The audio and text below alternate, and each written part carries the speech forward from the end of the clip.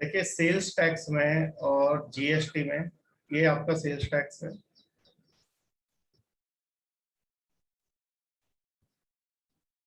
और इधर आपका जीएसटी और वैट है।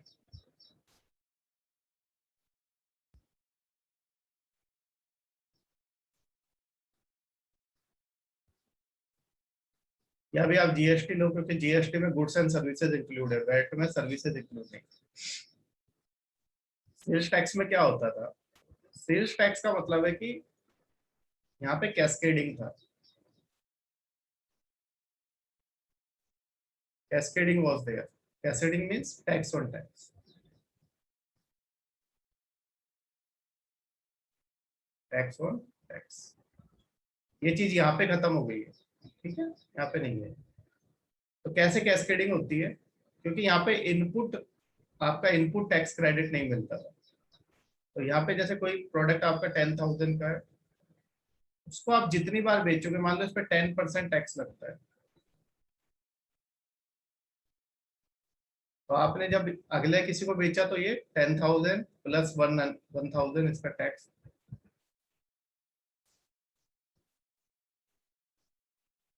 ये 11,000 का होगा।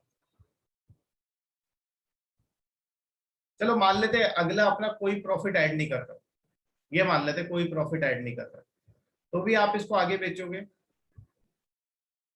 अभी उसका प्रॉफिट हम जीरो मान लेते कि वो कोई प्रॉफिट ऐड नहीं कर रहा, कर सकता है अपना, वो हमने कल देखा था, अभी मान लेते कि नहीं कर रहा, फिर आगे बेचोगे 10% फिर टैक्स लगेगा। इसका 10% कितना हो गया, 11,000, और उसका 10% 1100।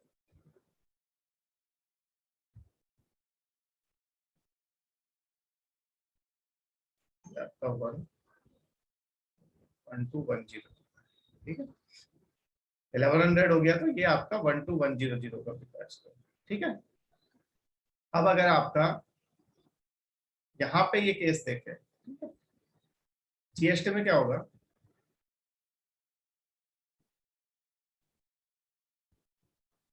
सेम फर्स्ट स्टेज में यही हुआ, 10% लगा मान लो, यहाँ पे आपका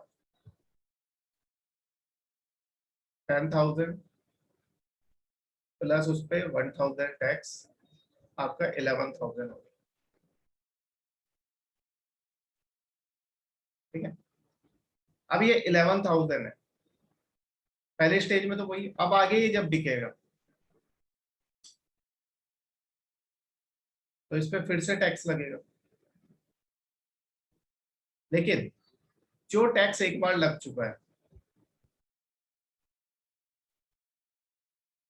जो टैक्स एक बार लग चुका है वो दोबारा ना तो कैलकुलेशन में लेना है ना उस टैक्स को लगाना है। तो अगर आप देखो तो 10,000 का है, इसमें ये 1,000 है, यहाँ पे हम इस 1,000 को यहाँ पे ऐड कर रहे थे, साथ में उस पर टैक्स लगा रहे थे, यहाँ पे इस 1,000 को आप साइड में निकाल दो, ठीक है। अब अगर वो अपना प्रॉफिट अभी जीरो रखता है, तो ये 10,000 का आपका, ठीक है, 10,000 पे ही टैक्स लगेगा सिर्फ। 10,000 पे टैक्स कितना हो गया, 1,000। आगे फिर से ये चीज कितने की बिकेगी, 11,000 की बिकेगी, ठीक है। यहाँ पे भी 11,000 की बिक्री, आगे जाके भी 11,000 की बिक्री, यानी कैस्केडिंग नहीं हो रही है, जितने की यहाँ बिक्री है वहीं वो आगे भी जाके उतने की बिक्री है, देखो। लेकिन यहाँ पे 1,000 टैक्स तो बन रहा है,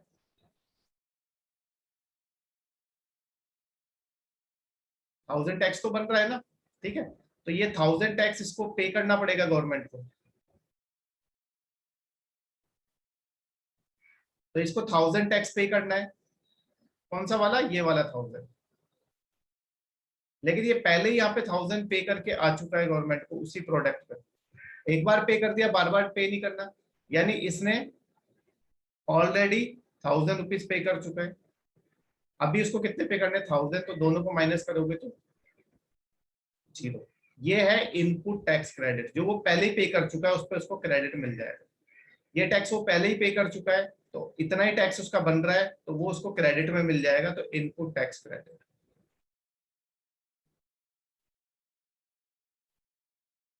सीधी सी बात है, जीएसटी में फर्स्ट लेवल पे सामान खरीदा गया, दूसरे लेवल पे सामान खरीदा गया, सेम प्राइस है, अगर वो अपना प्रॉफिट कुछ ऐड नहीं करता है। ठीक है, अगर प्रॉफिट ऐड करेगा तो डिफरेंट थिंग हो जाएगी, थोड़ा सा चेंज आ जाएगा। लेकिन यहाँ पे उसने कुछ अपना प्रॉफिट ऐड नहीं किया है, तो वहाँ वहाँ पे कितने का मिल रहा है सामान, उतने का ही मिल रहा है। यहाँ पे भी 11,000 का मिल रहा था, यहाँ पे भी 11,000 का मिल रहा है, जबकि यहाँ पे जो 11,000 का सामान था फर्स्ट स्टेज पे, वो सेकंड स्टेज पे जाके 12,100 का हो गया। कितना डिफरेंस आ गया। अब आपको ये कंज्यूमर को फायदा है, कंज्यूमर को वो सामान सस्ता मिल रहा है। ठीक है, क्लियर हो गया ये सबको। अब तो कोई डाउट नहीं है इसमें, इसमें किसी को डाउट है यू कैन आस्क। ठीक है, हटाते हैं इसको। कल आपने जो हमने एग्जांपल लिया था वो क्या था, वो थोड़ा सा चेंज था, 10,000 था, उस पर 10% टैक्स था। यहाँ आपका 10,000 और उस पर 1,000 टैक्स, तो आपका हो गया वो 11,000। फिर मान लो उस पर उसने 500 अपना प्रॉफिट ऐड किया, तो 11,500 का हो गया। अब आगे जब ये बिकेगा तो इस पे आपका 11,500 में से इसका टैक्स लगेगा 10% वापस से। इसका 10% टैक्स कितना, 1150। तो आगे आपको सामान कितने का मिलेगा, 11,500 प्लस 1150,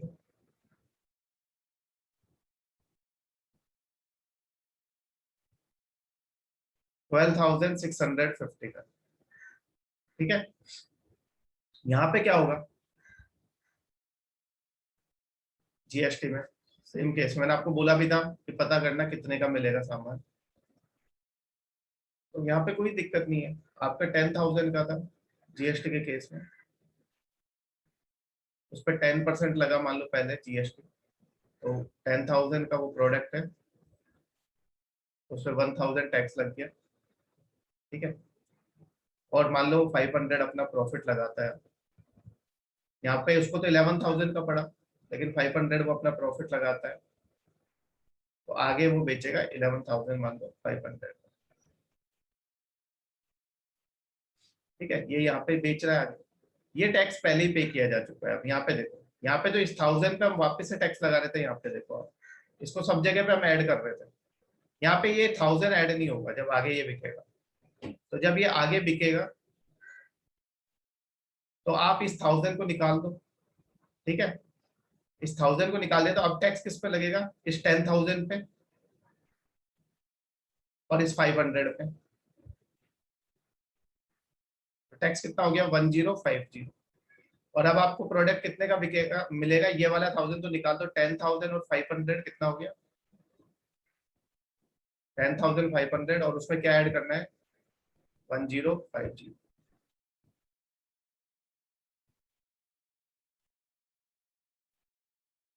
11,550। 1,100 का फर्क आ गया। 1,100 का फर्क क्यों आया है, एक तो ये आपने माइनस कर दिया 1,000, और इस पे 10% टैक्स लगता है 100, तो 1,000 तो ये माइनस हो गया, और इस पे जो 10% लगता है टैक्स 100, वो अब आपको जेब से कम देना है 1,100। तो अल्टीमेटली फायदा किसको, कंज्यूमर को फायदा है। ठीक है, कंज्यूमर को फायदा है। यहाँ पे भी 11,500 का पड़ रहा है, यहाँ पे भी 11,500 का पड़ता है, लेकिन 50 रुपए उसने अपने प्रॉफिट के ऐड किए, इसलिए आपको थोड़ा सा 50 रुपए महंगा मिल रहा है, क्योंकि जैसे जैसे सप्लाई चेन में आगे जाता जाएगा थोड़ा सा तो वो अपना प्रॉफिट ऐड करेगा, लेकिन ये टैक्स वो पहले ही पे कर चुका है। अब उस पर टैक्स लाइबिलिटी कितनी बन रही है, यहाँ पे टैक्स लाइबिलिटी कितनी बन रही है उस पर, 1,050 की, ये उस पर टैक्स लाइबिलिटी बन रही है, यानी ये कितना है, आउटपुट टैक्स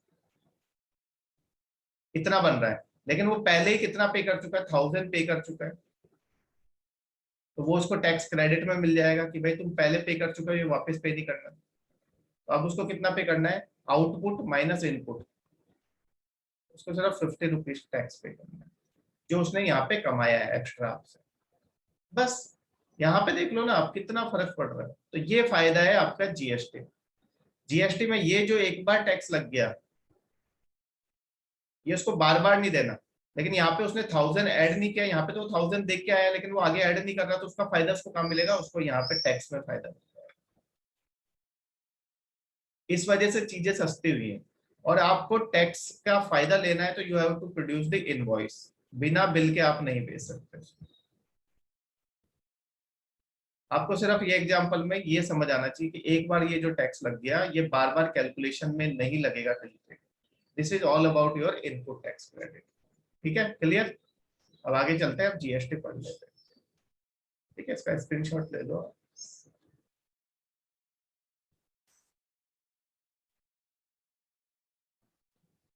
तो फीचर्स ऑफ, सबसे पहले हम जीएसटी पढ़ लेते हैं। ठीक है, थोड़ा सा बेसिक देख लेते हैं जीएसटी, ये हम कल देख चुके हैं। Okay, so GST,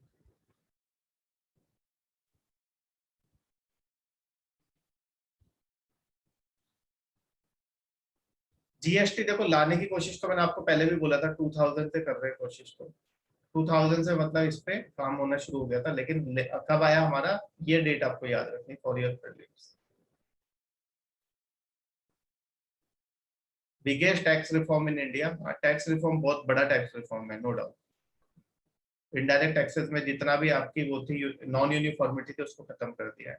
and it was rolled out on 1 July 2017। Okay, 1 जुलाई 2017 को ये आपका रोल्ड आउट हुआ है।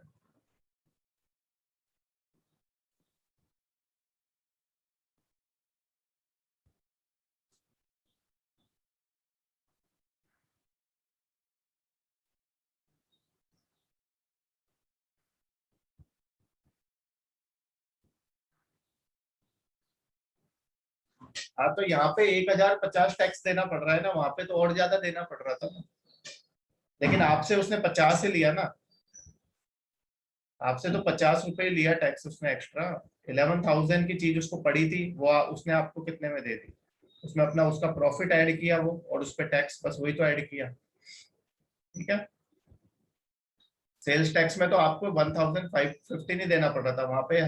अगर आपने किसी ने खरीदा लास्ट में 4 स्टेज के बाद, तो आपको 3-4 हजार का जो सारा टैक्स था वो आपको देना पड़ रहा था। यहाँ पे सिर्फ वो जो वैल्यू ऐड करेगा उस पर जो टैक्स देगा वही आपसे लेगा। ठीक है, एक बार एग्जाम्पल को वापस से देखना, समझ आ जाएगा। सेल्स टैक्स में आपको बार बार टैक्स देना पड़ रहा था, वो 1,000 रुपीज यहाँ पे ऐड नहीं हो रहा ना, तो आपका टैक्स कम हो गया ना। देखो ना, आपकी टैक्स लाइबिलिटी कम हो गई है।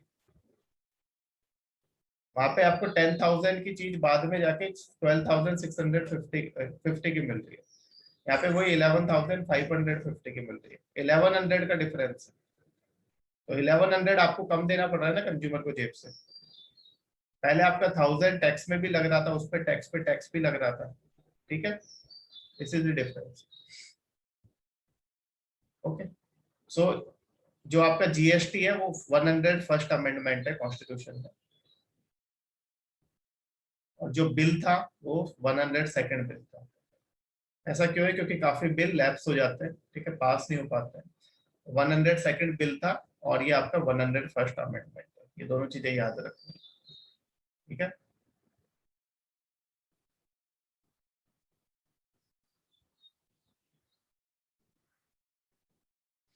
फिर फीचर्स ऑफ जीएसटी। ठीक है, फीचर्स ऑफ जीएसटी में जो पॉइंट आपको याद रखना वो ये, it has subsumed most of the indirect taxes. ठीक है, most of the indirect taxes subsumed कर लिया इसने। देखो यहाँ पे वर्ड यूज हुआ है मोस्ट। पेपर में लिखा होगा कि जीएसटी है सब्ज्यूम्ड ऑल, वो गलत है। ऑल टैक्सेस को सब्ज्यूम नहीं किया है इसने, most of the indirect taxes को सब्ज्यूम कर लिया, of union and the states. मैंने आपको बताया था, अभी कल हमने डिस्कस किया था कौन कौन से टैक्सेस अभी भी लगते हैं। ठीक है, वो आपको पता होना चाहिए, पेपर में पूछे जाते हैं। और इसकी सबसे खास बात है, it is a destination based tax. Destination based tax कैसे है?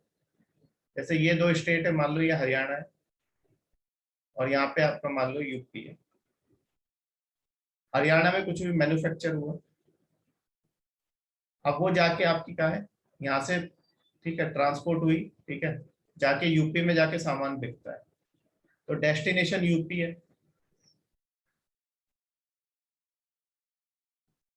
सामान वहां जाके बिक रहा है, तो जो सारा टैक्स मिलेगा वो यूपी वालों को मिलेगा। It is a destination based tax, क्योंकि सोर्स तो बहुत सारे हो सकते हैं। आपका हरियाणा से दूसरे स्टेट में गया हो, दूसरे स्टेट से फिर पास हुआ हो, फिर दूसरे स्टेट से पास हुआ हो, लास्ट में जाके जहां पे बिकेगा उस स्टेट को टैक्स मिलेगा।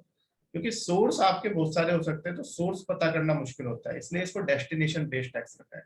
पहले जो आपका सेल्स टैक्स था,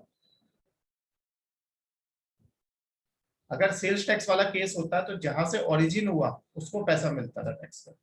जैसे क्या होता है जीएसटी में, ये आपका कोई स्टेट है, दो स्टेट है S1 और S2, और ये बीच में बाउंड्री है। जैसे पहले अगर बाउंड्री को क्रॉस करता था कोई भी प्रोडक्ट बिकने के लिए जाता था, तो वहां पे लगता था central sales tax. Central sales tax कौन लगाता था? सेंटर, कि वो सामान कितने का, उस पर कितना टैक्स है, सेंटर सेल्स टैक्स लगाता था। सेल्स टैक्स में दो चीजें आती थी, स्टेट का वैट और सेंटर का एक्साइज। सेंटर अपना एक्साइज अपने पास रख लेता था, स्टेट को वैट दे देता था। कौन से स्टेट को देगा? इस वाले स्टेट, जहां से ओरिजिन हुआ सामान, जहां से ओरिजिन हुआ। लेकिन अब क्या हो गया है, अब जो आपका जीएसटी आया है, जीएसटी में अगर S1 से S2 में जा रहा है, यहाँ पे आप सेल्स टैक्स का नाम चेंज कर दिया गया, सीएसटी का नाम चेंज हो गया है बस। अब सीएसटी को बोलते हैं हम IGST।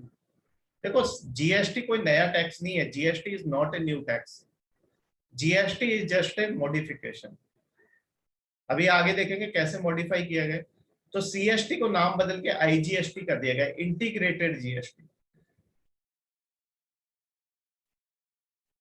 इंटीग्रेटेड जीएसटी में अब भी दोनों चीजें होंगी, वैट और सेंटर का एक्साइज।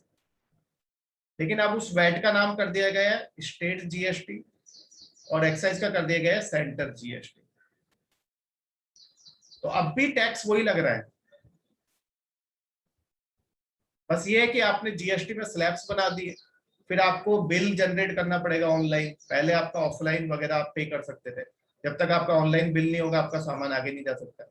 ये SGST वो किसको देगा? पहले S1 को देता था, अब किसको देगा? जहां पे सामान बिक रहा है S2।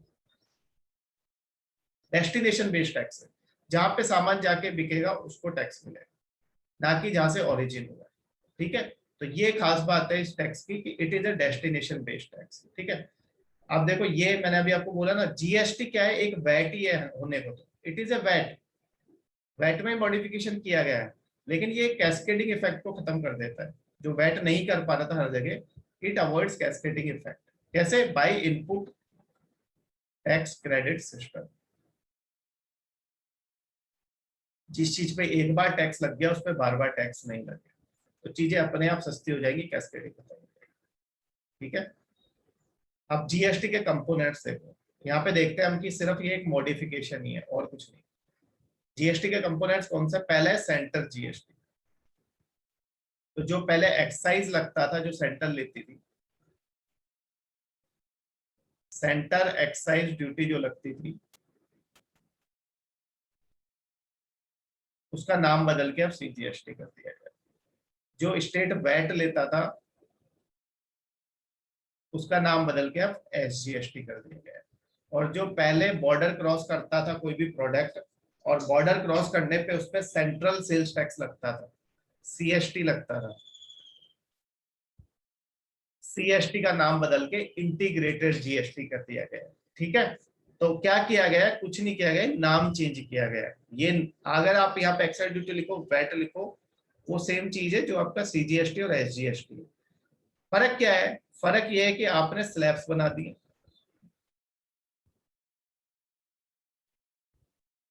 स्लैब्स बना दिए, और दूसरा आपने इनपुट टैक्स क्रेडिट सिस्टम लगा दिया हर जगह पे। और तीसरा डिफरेंस क्या है? डेस्टिनेशन बेस्ड टैक्स करते हैं इसको।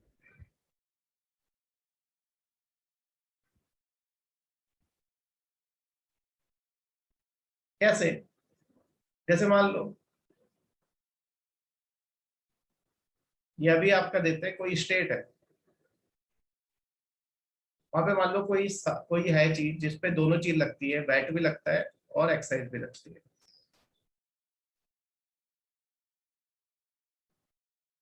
आपने प्रोडक्ट खरीदा, आप उस पे वैट की जगह जो लगेगा वो क्या लगेगा? SGST। और यहाँ पे एक्साइज की जगह लगेगा CGST। पहला चीज तो ये, ठीक है। दूसरी चीज क्या, पहले SGST लगता था, जैसे मान लो 100 रुपए की चीज है,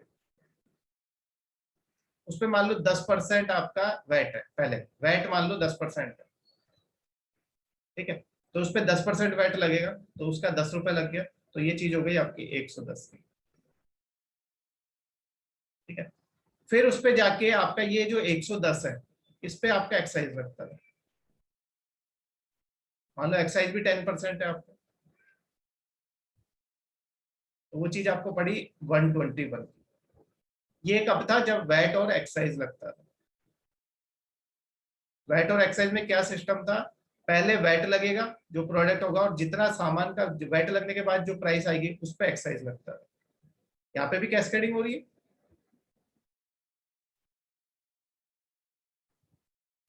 यहाँ पे भी टैक्स ऑन टैक्स लग रहा है, कैस्केडिंग हो रही है ना। आपने पहले वैट जोड़ा, वैट जोड़ने के बाद आप एक्साइज जोड़ रहे हो, तो यानी कि यहाँ पे 110 में फिर आपने यह 1 रुपये आपका एक्स्ट्रा पड़ रहा है, किसकी वजह से, इस 10 रुपए की वजह से। लेकिन अब जो आपका सिस्टम है उसमें क्या होगा, जैसे कोई 100 रुपीज की है, उस पे SGST लगेगा मान लो 10%, तो वो हो गई 110 में। और इसी प्राइस पे जो उसकी ओरिजिनल प्राइस है, उसी पे अब आपका CGST लगता है। तो यहाँ पे अगर CGST लगा तो 10 रुपए ये लगा और 10 रुपए ये लगा, 10 और 10 रुपए 20 रुपए टैक्स हो गए। 100 रुपए की चीज थी, कितने की बिकेगी, 120 रुपए। आपको कितने रुपए का फायदा हो रहा है, 1 रुपए का फायदा हो रहा है। कैस्केडिंग खत्म कर दी ना मैंने, यहाँ पे सिर्फ इसी पे लगेगा टैक्स, जो ओरिजिनल प्राइस है उस पे दोनों टैक्स लगेगा, ना कि पहले आपका वैट लगेगा उसके बाद आपका एक्साइज लगेगा। तो अब जो चीजें वो सस्ती हो गई हैं, इस वजह से कैस्केडिंग आपने हर जगह पे खत्म कर दी है।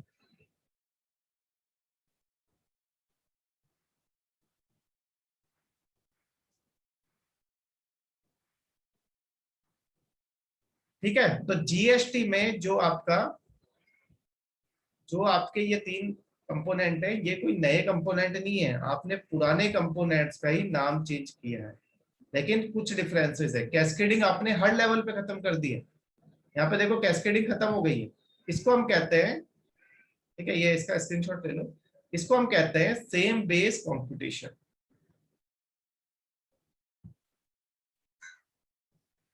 Same base computation, same base computation का मतलब क्या है, 100 वाली जो प्राइस है ओरिजिनल, उसी पे दोनों टैक्स लगेंगे। ऐसा नहीं कि पहले आप इसमें इस टैक्स को ऐड करो जो प्राइस आएगी, यहाँ पे बेस सेम रहेगा, बेस ये है 100, 100 इज द बेस, जो ओरिजिनल प्राइस है उसी पे टैक्स लगेगा। तो 100 का 10% 10, और यहाँ पे भी 100 का 10% 10। इसलिए आप देखना जब आप बिल देते हो तो उसमें SGST और CGST बराबर लगा होता है।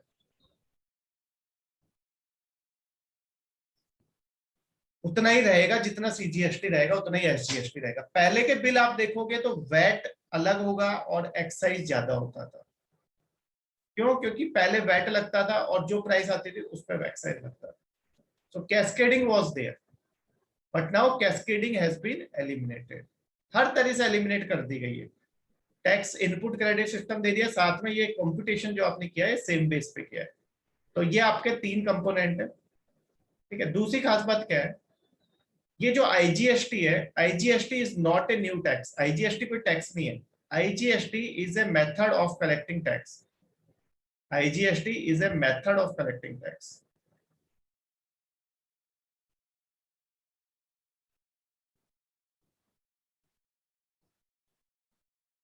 कैसे, IGST कोई टैक्स थोड़ी ना है, IGST is simply a combination of CGST and SGST।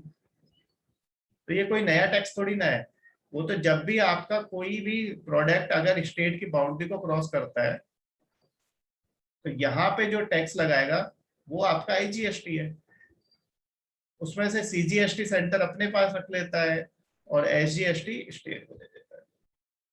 तो IGST is not a tax, it is a method of collecting tax. Similarly, in the earlier system, it was CST, Central Sales Tax, VAT plus excise. ये भी कोई नया tax नहीं था, it was only a method of collecting tax, ठीक है। तो GST has input tax credit system which will promote self policing। Self policing कैसे प्रमोट करेगा? अब आप सब चीजें बिल के साथ बेचोगे। अगर आपको इनपुट टैक्स में क्रेडिट लेना है, इनपुट टैक्स क्रेडिट लेना है, तो आपको इनवॉइस प्रोड्यूस करनी पड़ेगी। तो इनवॉइस प्रोड्यूस करनी पड़ेगी तो आप कोई भी चीजें बिना बिल के नहीं बेचोगे। आप बिल के साथ बेचोगे तो टैक्स इवेजन नहीं होगा, गवर्नमेंट को टैक्स मिलेगा। Okay, so this is the beauty of GST. GST में टैक्स इवेजन कम है, आपने कैस्केडिंग खत्म कर दी, आपने साथ में सेम बेस कंप्यूटेशन कर दी, ठीक है। सो मेनी एडवांटेजेस, ठीक है। अब फीचर्स ऑफ जीएसटी देख लेते हैं। जो कंसेप्ट था वो अब आपको समझ आ गया, अब फीचर्स देख लेते हैं, ठीक है। फीचर्स, जीएसटी पे शॉर्ट नोट आ सकता है, आपको डायरेक्ट क्वेश्चन आ सकता है, और एक आपको अगर सेलेक्ट होना है तो न्यूज़पेपर पढ़ने की आदत डालो, ठीक है। जब आप न्यूज़पेपर पढ़ोगे तो उसमें इनसे रिलेटेड चीजें आप पढ़ोगे तो आपका रिवीजन होता है। और न्यूज़पेपर में जरूर आप पढ़ो, इंडियन एक्सप्रेस पढ़ लो, हिंदू रहने दो, इंडियन एक्सप्रेस पढ़ सकते हो, इजी है पढ़ने में, समझ भी आएगा आसानी से, ठीक है। तो you can go with Indian express. अब जब पेपर में वो जीएसटी से रिलेटेड आप चीजें पढ़ते रहोगे कि कितना जीएसटी कलेक्ट किया, स्टेट्स को कितना दिया, स्टेट्स क्या डिमांड कर रहे हैं, क्यों डिमांड कर रहे हैं, कोरोना की वजह से जीएसटी पे क्या इम्पैक्ट आया, गवर्नमेंट ने उनको उसके लिए कंपनसेट किया या नहीं किया, ये सब न्यूज़पेपर में आता है। तो न्यूज़पेपर तो आपको पढ़ना पड़ेगा, रीडिंग लगाओ बस, मैं ये नहीं कह रहा नोट्स बनाओ, रीडिंग लगाओ, एडिटोरियल पढ़ लो बस, बाकी कुछ भी मत पढ़ो, एडिटोरियल्स पढ़ लो सिर्फ। एडिटोरियल्स भी कौन से? जो आपके सिलेबस से रिलेटेड। सिर्फ एडिटोरियल वाला पेज खोलो और कोई पेज ही मत खोलो, एडिटोरियल वाला पेज खोलो, उसमें जो आपके सिलेबस से रिलेटेड एडिटोरियल है, ठीक है। 4-5 एडिटोरियल आते हैं, उसमें से 2 या 3 काम के होते हैं, बाकी पॉलिटिक्स से रिलेटेड हो, कोई अगर कंगना रनौत से रिलेटेड हो तो वो छोड़ देना, ठीक है। कोई भी इधर फालतू आलतू फालतू के जो भी होंगे आपके एडिटोरियल्स वो आपको छोड़ देना। तो न्यूज़पेपर पढ़ने की हैबिट, ठीक है, डेवलप करो, फायदे में रहोगे वो, ठीक है। अगर आपको सही में सेलेक्ट होना है फर्स्ट अटेम्प्ट में तो न्यूज़पेपर पढ़ना शुरू करो, सिर्फ एडिटोरियल्स पढ़ो, और एडिटोरियल्स पढ़ के पेपर को साइड में रख दो, सिर्फ समझो कि क्या लिखा है। ऐसा नहीं कि सिर्फ रीडिंग लगा ली, समझो क्या लिखा है और उसको सिर्फ याद रखो, उसको लिखने विखने की जरूरत नहीं है, बाद में फिर आप पढ़ लेना, ये मेंस 365 वगैरह कोई भी मैगजीन वगैरह पढ़ लोगे आपको चीजें समझ आ जाएगी। अब आप अचानक से एक चीजें पढ़ोगे तो फिर वो आपको समझ नहीं आती, ठीक है। तो इसको आपको पढ़ना है, ठीक है। तो ये जो आपका जीएसटी बनाने के लिए, देखो जीएसटी अमेंडमेंट किया गया है, तो आपने क्या किया, एक नया आर्टिकल इंसर्ट किया, आपने जीएसटी काउंसिल बनाई। कौन सा आर्टिकल इंसर्ट किया? 279A, ठीक है। उसके अंडर आपने एक जीएसटी काउंसिल बनाई, ये याद रखना आर्टिकल, जो एक कॉन्स्टिट्यूशनल बॉडी है, सारा जो देखती है फीचर्स जीएसटी का, जो भी देखती है इम्प्लीमेंटेशन, वो आपकी जीएसटी काउंसिल देखती है, और ये कॉन्स्टिट्यूशनल बॉडी है। कौन से आर्टिकल के अंडर बनी है? आर्टिकल 279 है, एक नया आर्टिकल इंसर्ट करके इन्होंने बनाया, ठीक है। अब ये क्या क्या डिसाइड करती है? जो आपकी जीएसटी काउंसिल है वो क्या क्या डिसाइड करती है? तो जीएसटी काउंसिल आपकी डिसाइड करती है सबसे पहले रेट्स ऑफ टैक्स, कितना टैक्स लेना है, 0% किस पे लेना है, 5% किस पे लेना है, वो सारा ये डिसाइड करती है। ये चेंज भी कर सकती है, किसको 0, 5, 12, 18 और 28 में किस किस को डालना, वो ये सब डिसाइड करती है। फिर कितने टाइम तक टैक्स लेना है, पीरियड ऑफ लिवाई, हो सकता है कोई चीज आपकी, आप हमको 5% सिर्फ 4 साल तक लेना, उसके बाद इसको 0% में रख देना, या इस पे टैक्स 4 साल तक लेना, उसके बाद लेना ही। तो पीरियड ऑफ लिवाई, कितने टाइम तक टैक्स लेना है, और अगर कोई एडिशनल टैक्स ऐड करना है उसमें, तो वो सब भी ये डिसाइड करती है। एडिशनल टैक्स मतलब सेस वगैरह कुछ एडिशनल, आपको कंपनसेशन सेस वगैरह कुछ ऐड करना है, सेस के नाम पे अगर आपको कुछ ऐड करना है तो वो भी आपका जीएसटी काउंसिल डिसाइड करती है। फिर किस किस को जीएसटी से बाहर रखना है, एग्जेम्पशन, पेट्रोल को बाहर रखना है, लिकर को बाहर रखना है, इलेक्ट्रिसिटी को बाहर रखना है, या किसको जीएसटी में डालना है, एग्जेम्पशन सारे ये देती है। अगर जीएसटी काउंसिल डिसाइड करेगी जिस दिन की पेट्रोल को जीएसटी में डाल दो उस दिन पेट्रोल जीएसटी में आ जाएगा। जीएसटी काउंसिल का ही डिसीजन फाइनल है, ठीक है। और जीएसटी काउंसिल में दोनों का रिप्रेजेंटेशन है, आपका सेंटर का भी और साथ में आपका स्टेट्स का, ठीक है। इनका 2/3 रिप्रेजेंटेशन है और इनका 1/3, ठीक है। आगे देखते हैं। और threshold for GST registration, threshold का मतलब ये है, हाँ हिंदू भी पढ़ सकते हो लेकिन Hindu will take time, Hindu भी पढ़ सकते हो, हिंदू का एडिटोरियल पढ़ो आप। हिंदू में बस एक ही दिक्कत है, क्रिटिसाइज करता रहता है गवर्नमेंट को, तो आप हैबिचुअल हो जाओगे क्रिटिसिज्म लिखने के ज्यादा, ठीक है। तो हिंदू अच्छा पेपर है लेकिन थोड़ा सा खुद की ओपिनियन को बैलेंस्ड रखो बस। Hindu is a very good paper. Threshold for GST registration, threshold का मतलब ये है, जैसे मान लो मैंने कोई छोटी सी मेरी शॉप है और मान लो मेरा महीने का जो मैं 10,000 रुपए ही कमाता हूँ महीने, ठीक है। साल के मेरे कितने हो गए, 1,20,000। तो क्या मुझे जीएसटी के लिए रजिस्ट्रेशन कराने की जरूरत है? नहीं। क्यों? क्योंकि मेरा जो इनकम है वो काफी कम है। तो जीएसटी के लिए कितनी इनकम होनी चाहिए किसी की कि उसको जीएसटी नंबर लेना पड़े, वो डिसाइड कौन करता है? आपका जीएसटी काउंसिल। जैसे मान लो उसने डिसाइड किया कि जिसकी 10 लाख इनकम है, कोई बिजनेसमैन है उसकी 10 लाख इनकम है पर एनम, तो उसको जीएसटीएन नंबर लेना पड़ेगा, ठीक है। उसको जीएसटीएन नंबर लेना पड़ेगा, मतलब जीएसटी नंबर लेना पड़ेगा। जब कभी आप टिकट वगैरह बुक कराते हो फ्लाइट वगैरह का, तो वहां पे वो आपसे जीएसटी नंबर मांगता है, ठीक है। तो अगर आप, जब आपके पास होगा तभी आप दोगे ना, हम लोगों को जरूरत नहीं है, ठीक है, हमारे लोगों की इनकम है ही नहीं। अगर आपने 10 लाख से ज्यादा, जीएसटी ने डिसाइड किया कि 10 लाख से ज्यादा है तो आपको जीएसटी नंबर लेना है, तो आपको लेना है, उससे कम है तो नहीं लेना। तो ये थ्रेशोल्ड चेंज होता रहता है। जैसे कल को जीएसटी ये बोल दे आपकी जीएसटी काउंसिल की 25 लाख से कम जिसके, उनको किसी को लेने की जरूरत नहीं, तो आपको जीएसटी नंबर लेने की जरूरत नहीं, ठीक है। आप जैसे टैक्स पे करते आ रहे हो वैसे ही पे करो विदाउट जीएसटी नंबर। अदरवाइज आपको जीएसटी नंबर लेना पड़ेगा, अप्लाई करना पड़ेगा और जीएसटी नंबर लेना पड़ेगा। जैसे पैन होता है, पैन कार्ड होता है आपका, ठीक है, वैसे ही आपका जीएसटी नंबर होता है टैक्स पे करने के लिए। तो ये थ्रेशोल्ड कौन डिसाइड करता है? Threshold is decided by GST council, कि किसको जीएसटी रजिस्ट्रेशन कराने की जरूरत है। क्योंकि हर किसी को तो नहीं बोल सकते ना, जिसकी इनकम बहुत कम है उसका क्या करना है, उसको टैक्स ही पे करना नहीं है, या फिर करना भी तो बहुत कम टैक्स पे करना है, तो उसको क्यों परेशान करना है इसके लिए, ठीक है। तो दैट इज योर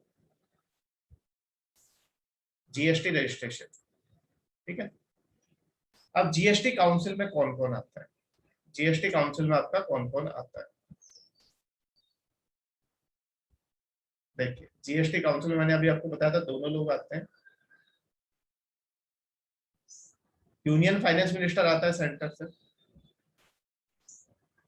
फिर आपके minister of state for revenue, minister of state होते हैं रेवेन्यू के लिए अलग से, state minister, minister of state भी होते हैं ना, ठीक है। और स्टेट फाइनेंस मिनिस्टर, ठीक है। तो यानी कि यहाँ पे आपके सेंटर के भी फाइनेंस और रेवेन्यू मिनिस्टर और स्टेट के सारे डिसीजन 3/4 मेजोरिटी से लिए जाते हैं।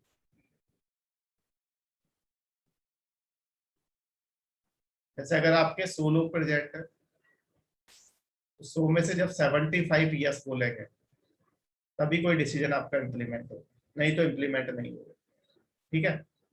और उसमें वोटिंग पावर, जो यूनियन की वोटिंग पावर है उसको 1/3 वेटेज है, कम वेटेज है उसको 1/3 वेटेज, और स्टेट्स को 2/3 वेटेज है। तो ये क्यों किया गया है? कोऑपरेटिव फेडरलिज्म प्रमोट करने के लिए, कि भाई हम स्टेट्स को पावर ज्यादा दे रहे हैं।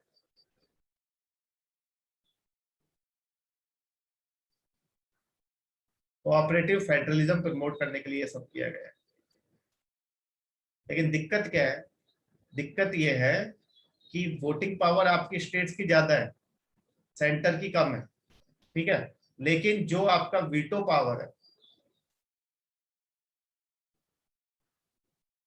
वीटो पावर फाइनेंस मिनिस्टर के पास है।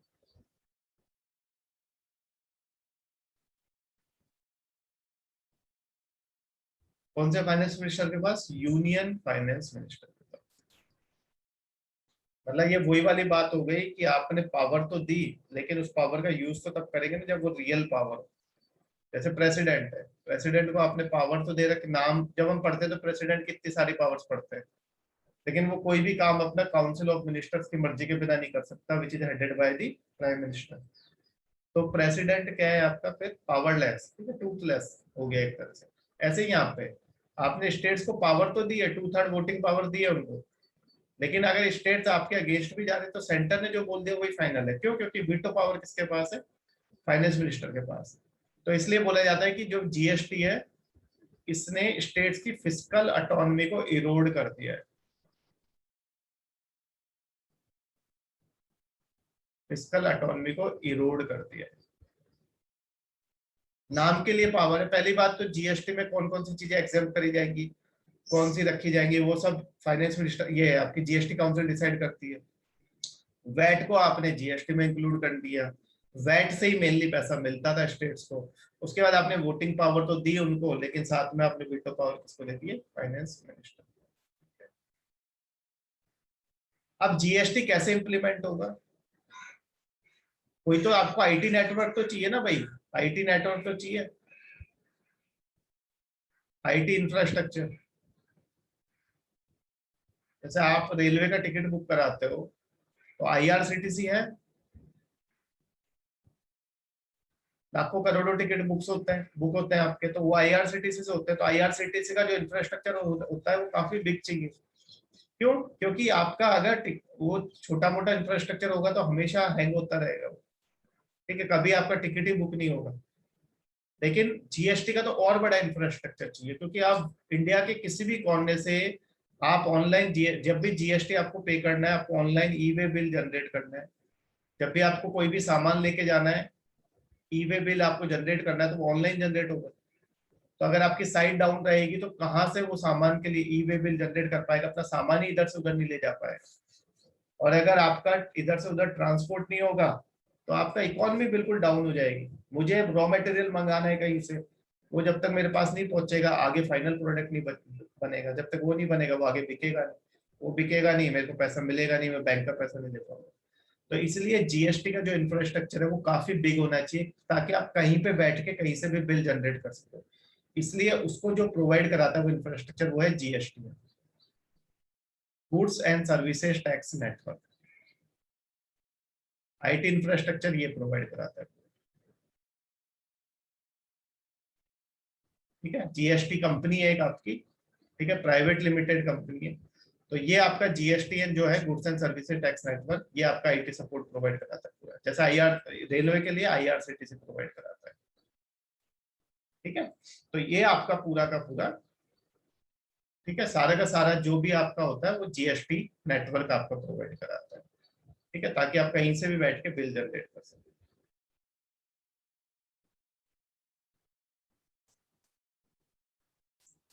कोलैबोरेटिव अप्रोच नहीं है जो जीएसटी काउंसिल है, वो एक तरह से वो है कि बस आपके हाथ में झुंझुना दे दिया, उसको बजाते रहिए।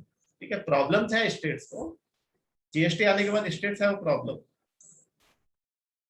देखो कोई भी नया रिफॉर्म लाओगे तो it will take time for implementation, proper implementation.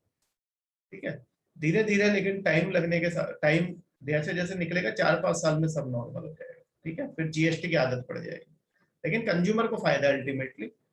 ठीक है, हमें कंज्यूमर से मतलब है, ना तो मैं किसी स्टेट का सीएम हूँ, ना आप किसी स्टेट के सीएम हो। हमें उतनी चिंता करने की जरूरत नहीं, जब सीएम बन जाएंगे तब देखेंगे कि हमें सेंटर कितना टैक्स दे रही है, कितना नहीं दे रही। ठीक है, एंटी प्रॉफिटियरिंग क्लॉज। ठीक है, ये क्या है? कई बार क्या होता है सर, जो गवर्नमेंट होती है, जैसे मान लो एक 12% में था कोई प्रोडक्ट और उसको 5% में ट्रांसफर करती है, और जब 12% में था मान लो उसको 18% में ट्रांसफर करती है। दो केस हो सकते हैं।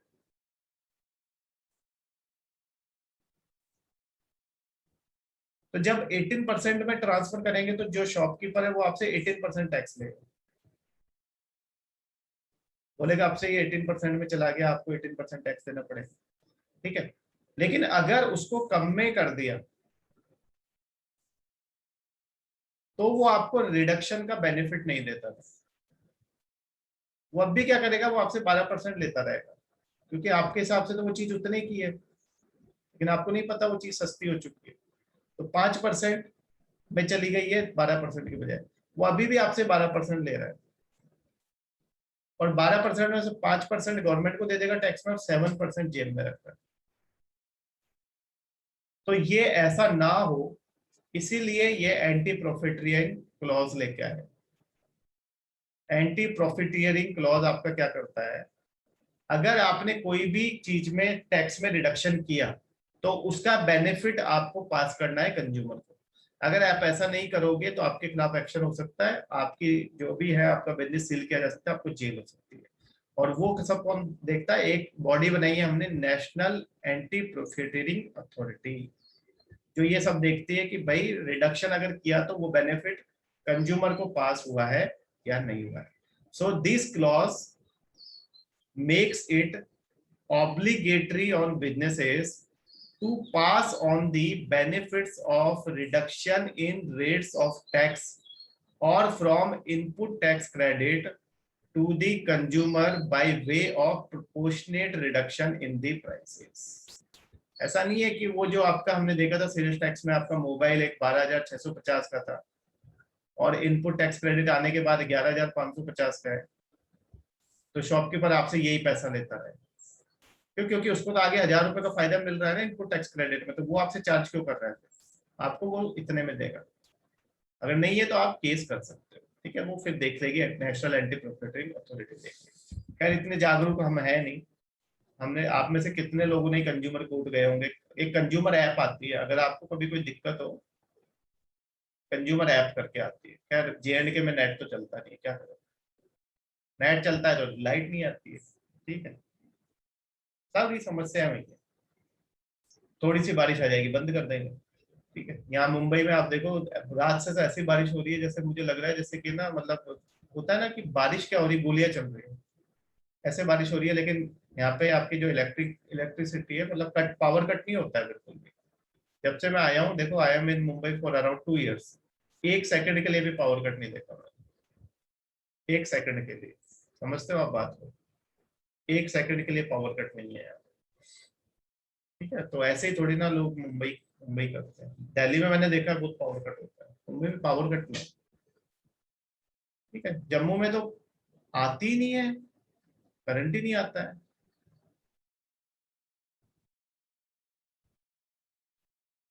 हाँ बिल भी देते हैं, सही बात है। जम्मू में चोरी भी बहुत है, JNK में बिजली की। मैं कुपवाड़ा गया था, I was in Kupwara for 3 months. मैंने एक दिन भी वहां पे लाइट, मतलब वो नहीं देखी कि करंट आया हो, इलेक्ट्रिसिटी पावर कट ही रहता था मुझे। 3 महीने में मैंने एक दिन भी नहीं देखा कि बिजली आई, एक दिन भी आपका कट, वो पावर नहीं आया वहां पे 3 महीने। सोचो आप कैसे, वो तो वहां पे ठंड होती है इसलिए लोग सरवाइव कर लेते हैं, ठीक है। तो ये हाल है वहां पे।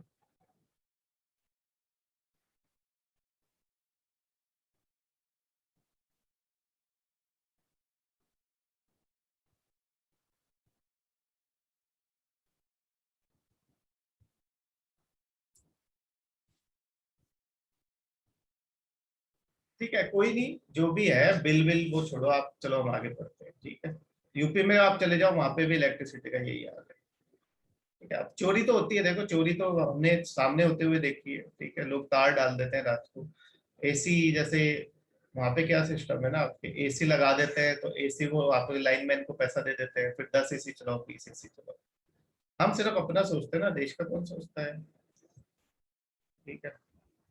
तो अगर आप तो बिल दो कम से कम, बाकी दे रहा नहीं है, कोई फर्क नहीं पड़ता, ठीक है। एग्जेम्पशंस, प्रॉब्लम्स है, टाइम लगेगा, ठीक है।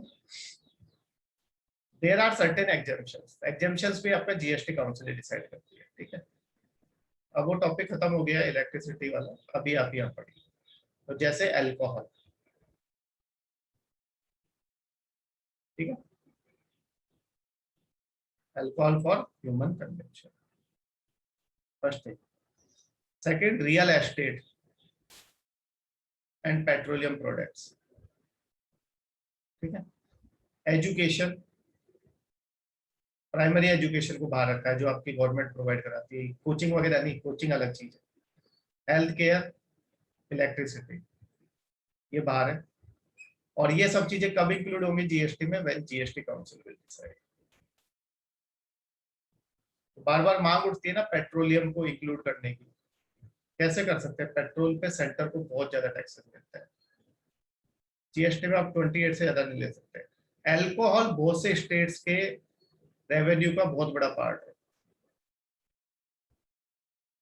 जैसे आप यूपी में चले जाओ, यूपी में आपका बहुत हाई टैक्सेस है अल्कोहल, ठीक है। तो टैक्सेस बहुत ज्यादा हाई है, उसकी वजह से आप हरियाणा वगैरह चले जाओ, ठीक है। तो टैक्सेस हाई यूपी में ज्यादा है, टैक्सेस हरियाणा में तो नहीं। यूपी में बहुत ज्यादा हाई टैक्सेस है। तो कोई भी जो आपका स्टेट होता है जिसको लिकर से बहुत ज्यादा टैक्सेस मिल रहे हैं, तो वो फिर उसको क्यों इंक्लूड करने देगा? क्योंकि वैट में अगर आपने सब इंक्लूड कर लिया तो फिर स्टेट पूरी तरह से किस पर डिपेंडेंट हो जाएंगे? सेंटर पे। इसलिए कुछ चीजों को बाहर रखा गया because of the opposition by states, ठीक है। तो वो चीजें कब इंक्लूड की जाएंगी, इसलिए जीएसटी के इम्प्लीमेंटेशन में इतना टाइम लगा, क्योंकि धीरे धीरे स्टेट्स को मनाया है। उनको बोला तुम्हें जो भी लॉस होगा रेवेन्यू का वो हम पे करेंगे, जितना भी लॉस होगा उसके लिए आपको सेंटर कंपनसेट करेगा, ठीक है। उस पर कंपनसेशन सेस लगा के आगे देखते हो, ठीक है। तो ये आपका एग्जेम्पशन है, ठीक है। टैक्स रेट्स, टैक्स रेट्स हम डिस्कस कर चुके हैं। 5 स्लैब्स है, इसमें आप कई जगह पे देखोगे 4 स्लैब्स लिखे होते हैं, क्योंकि 0% को स्लैब में नहीं करते हैं। एसेंशियल आइटम सारे 0% में डाले गए। तो जीएसटी काउंसिल ने फाइनलाइज करी है tax structure of 5 slabs, 0%, 5%, 12, 18 and 28. Essential items where no tax will be levied on essential items such as food items, whereas luxury items and demerit goods will be taxed at 28%. And in addition to 28% GST, compensation cess will be levied on certain products. कैसे? जैसे आपका 28% लगाओ, जैसे मान लो मैंने gold पे लगा दिया 28% और इस पे 1% कंपनसेशन सेस, या मान लो जैसे आपका हाई एंड कार्स है, बहुत महंगी कार जो होती है, उन पे 28% प्लस 1% सेस। ये सेस किस लिए लगाया जा रहा है? इसका नाम है कंपनसेशन सेस। देखो आप, cess is for specific purpose, तो यहाँ पे कंपनसेशन सेस लिखा हुआ है। तो कंपनसेट करना, you have to compensate. Compensation cess means you have to compensate. whom you will compensate? You will compensate those states which will suffer revenue loss due to GST implementation. और कितने साल तक compensate करोगे? 5 years। पहले साल 100%, दूसरे साल 100%, तीसरे साल भी 100%, फिर 75% और फिर 50%। 5 साल के बाद बंद कर दो। ऐसा क्यों हो रहा है? ठीक है, कंपनसेट करने की जरूरत क्यों पड़ रही है? कंपनसेशन सेस बताया ना अभी मैंने आपको डिटेल में। कंपनसेशन सेस में क्या हो रहा है? क्यों कंपनसेट कर रहे हो आप? कंपनसेट इसलिए कर रहे हो कि जीएसटी में क्या होता है, ये आपका सोर्स स्टेट है, मान लो हरियाणा, और ये आपका डेस्टिनेशन स्टेट है, मान लो आपका यूपी। हरियाणा एक मैन्युफैक्चरिंग स्टेट है, ठीक है। वहां पे आपकी ऑटोमोबाइल की बहुत सारी आपको इंडस्ट्रीज है। मान लो ये बहुत सारी कार मैन्युफैक्चर करता है और वो सारी कार बिकने जाती है यूपी। यूपी में पॉपुलेशन ज्यादा है, कंजम्पशन ज्यादा होगा। अब कार बनी यहाँ पे, लेकिन बिकने गई यूपी में, तो यूपी डेस्टिनेशन स्टेट है, तो टैक्स किसको मिल जाएगा? यूपी को मिल जाएगा सारा टैक्स। इसको कुछ मिला नहीं, बनी यहाँ पे। यहाँ तो छोटा स्टेट है, यहाँ पे कंजम्पशन कम है, इसके पास मान लो टैक्स कम आया, इसको हर साल जितना टैक्स मिलता था उसमें से मान लो इसको 20% टैक्स कम मिला इसी वजह से। तो क्या होगा? ये जो 20% टैक्स इसको कम मिला, उसके लिए सेंटर इसको 100% कंपनसेशन देगी। मतलब ये जो टैक्स इसको कम मिला वो सेंटर देगी इसको। ये टैक्स इनको देने के लिए सेंटर ने जो लगाया है वो है कंपनसेशन सेस। जिन भी स्टेट्स को लॉस होगा उनमें ज्यादातर मैन्युफैक्चरिंग स्टेट्स को लॉस होगा, हुआ भी है। जिन स्टेट्स को लॉस होता है उनको सेंटर कंपनसेट करती है। अभी कोरोना के टाइम पे ये टसल चला था कि कोरोना में उनको रेवेन्यू नहीं मिला, तो उन्होंने सेंटर को बोला कि आप हमें कंपनसेट करिए, लेकिन सेंटर ने बोला कि कोरोना जो है it is an act of God. बोला एक्ट ऑफ गॉड कह के आप पल्ला नहीं झाड़ सकते, आपको कंपनसेट करना पड़ेगा। फिर सेंटर ने उनके लिए रेवेन्यू का जुगाड़ किया। ठीक है, तो जो आपका कंपनसेशन ऐसे इसलिए लगाया जाता है ताकि स्टेट्स को जो भी लॉस होगा वो कंपनसेट किया जा सके। ठीक है, क्लियर। आपको पेपर में इतना डिटेल में नहीं जाना है, आपसे वो जीएसटी पूछेगा तो आपको सिर्फ टैक्स रेट्स में एक लाइन लिखनी है कि 5 स्लैब्स आते हैं। ठीक है, ये तो आपको समझाने के लिए इतना डिटेल में लिखा गया है। अब एडवांटेजेस क्या क्या है, आप ऐसे लिख सकते हो, ऐसे पूरा लिख सकते हो, जो मैंने जैसे स्लाइड्स बनाई हुई ऐसे कैसे आप ऐसे लिख सकते हो। एडवांटेजेस क्या है, तो एडवांटेज को अलग अलग टॉपिक उसमें पढ़ते हैं हम हेडिंग्स में। पहला है governance improvement. First is governance improvement. पहली बात तो आपका getting rid of a number of indirect taxes. पहले इतने सारे के इनडायरेक्ट टैक्सेस थे वो सब जीएसटी में आ गया। कैस्केडिंग इफेक्ट खत्म हो गया। पहले की जो टैक्स रेजिम थी, अर्लियर टैक्स रेजिम यानी कि वैट वाली और एक्साइज वाली जो थी, उसमें मल्टीपल एग्जेम्पशंस और मल्टीपल रेट्स थी। देखो मल्टीपल रेट्स तो थी, मल्टीपल रेट्स कैसे, कहीं पे आप वैट लगा रहे हो 10%। मल्टीपल एग्जेम्पशंस का मतलब क्या है, आपने बहुत से प्रोडक्ट ऐसे थे, जैसे किसी स्टेट ने बोला कि इन प्रोडक्ट्स पे हम कुछ टैक्स नहीं लेंगे, 0% लेंगे। किसी दूसरे स्टेट ने बोला दूसरे अलग तरह के प्रोडक्ट्स कि हम इन पे 0% लेंगे, एग्जेम्प्ट कर दिया इनको टैक्स से।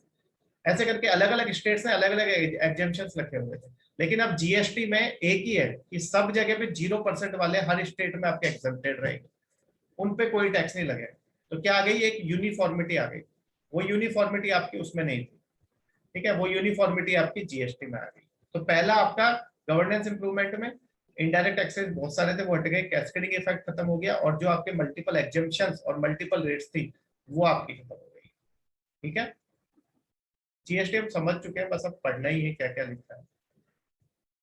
टैक्स डिस्प्यूट कम हो जाएंगे, क्यों, क्योंकि आप सब बिल के साथ बेचेंगे।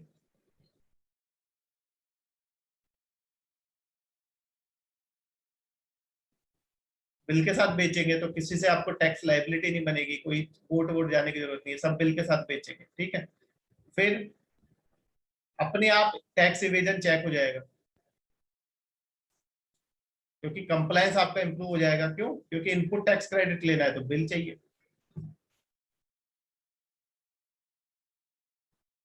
तो पहले जो वो थे बिना बिल के बेचते थे और ब्लैक मनी जनरेट करते थे, वो खत्म हो जाएगी। बिना बिल के आप जो भी बेचोगे, देखो टैक्स इवेजन होता क्या है, टैक्स इवेजन क्या होता है, टैक्स इवेजन आप एक लाइन में समझो। टैक्स इवेजन होता है ब्रेकिंग द लॉ।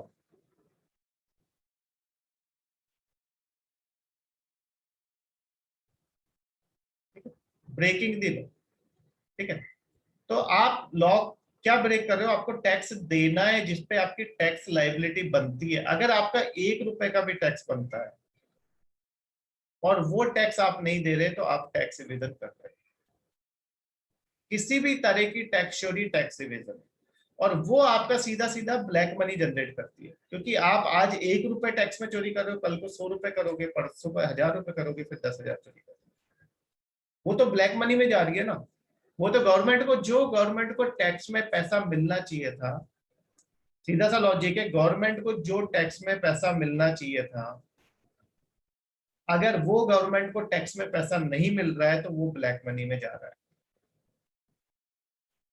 आपको जो, जैसे कल को मान लो मेरी टैक्स लाइबिलिटी, जैसे मान लो अभी तो मेरी गवर्नमेंट जॉब है, मेरा टैक्स अपने आप कट जाता है। मान लो मैं क्रिप्टो करेंसी में इन्वेस्ट करता हूँ, अभी तो खैर पैसे डूबे हुए हैं, क्रिप्टो करेंसी में इन्वेस्ट करता हूँ, और क्रिप्टो करेंसी से मैं मान लो हर महीने के 2 लाख रुपए कमाता हूँ। अगर मैं इस पे गवर्नमेंट को टैक्स नहीं देता हूं तो this is black money. Black money है ये, गवर्नमेंट मेरे पे केस कर सकती है, जब पता चलेगा मेरे को जेल हो सकती है, या फिर मेरे को टैक्स देना पड़ेगा जितना बने। If you are not paying tax, then that money will become black money. जो भी टैक्स आप पे नहीं करोगे वो ब्लैक मनी है। व्हाइट मनी का मतलब क्या है, आपने सारी मनी शो करी और आपने टैक्स पे किया। तो ब्लैक मनी जनरेशन इसी वजह से होता है। तो ऐसे होता रहेगा अगर 1 साल 2 साल तक, तो वो ब्लैक मनी बहुत ज्यादा हो जाएगी सिस्टम में। ठीक है, तो उससे क्या होगा, अमीर और गरीब में भी बहुत ज्यादा बड़ा आपका एक मतलब एक वैली बन जाएगी, एक बहुत ज्यादा गैप आ जाएगा। क्यों? क्योंकि मैं टैक्स पे कर रहा हूँ तो मैं तो ज्यादा कमा नहीं पा रहा, जो टैक्स पे नहीं कर रहा वो अमीर होता जा रहा है, ब्लैक मनी जनरेट कर रहा है। लेकिन उसको डर भी रहेगा, हमेशा पकड़ा जा सकता है। ब्लैक मनी हम डिटेल में पढ़ेंगे, बहुत ज्यादा डिटेल में पढ़ेंगे, कैसे जनरेट होती है, कहाँ जाती है, मनी लॉन्ड्रिंग क्या होता है, हवाला क्या होता है, सब पढ़ेंगे। ठीक है, और इससे आपका last, transparent and corruption free tax administration. पहले क्या होता था, मैनुअली होता था। आपने टैक्स पे नहीं किया, आपके घर पे आएंगे टैक्स पे कर दो, आपका 4-5 लाख का टैक्स बन रहा है, बोलेगा 1 लाख दे दो, हम कर देते मामला रफा दफा। अब वो नहीं, अब सब ऑनलाइन है। अब आप चोरी नहीं कर सकते, ना आप चोरी कर सकते हो, ना वो टैक्स एडमिनिस्ट्रेशन आपके साथ आके मैनुअली बात करके और अपना सेटलमेंट कर सकता है। सब ऑनलाइन है, सब ऑनलाइन चेक होगा। अगर ऑनलाइन बिल है तो ठीक है, ऑनलाइन नहीं है तो आपके सामान को नहीं जाने दिया जाएगा। अब वो वाला सिस्टम ही खत्म हो गया कि थोड़ा पैसा लो और सामान को आगे कर।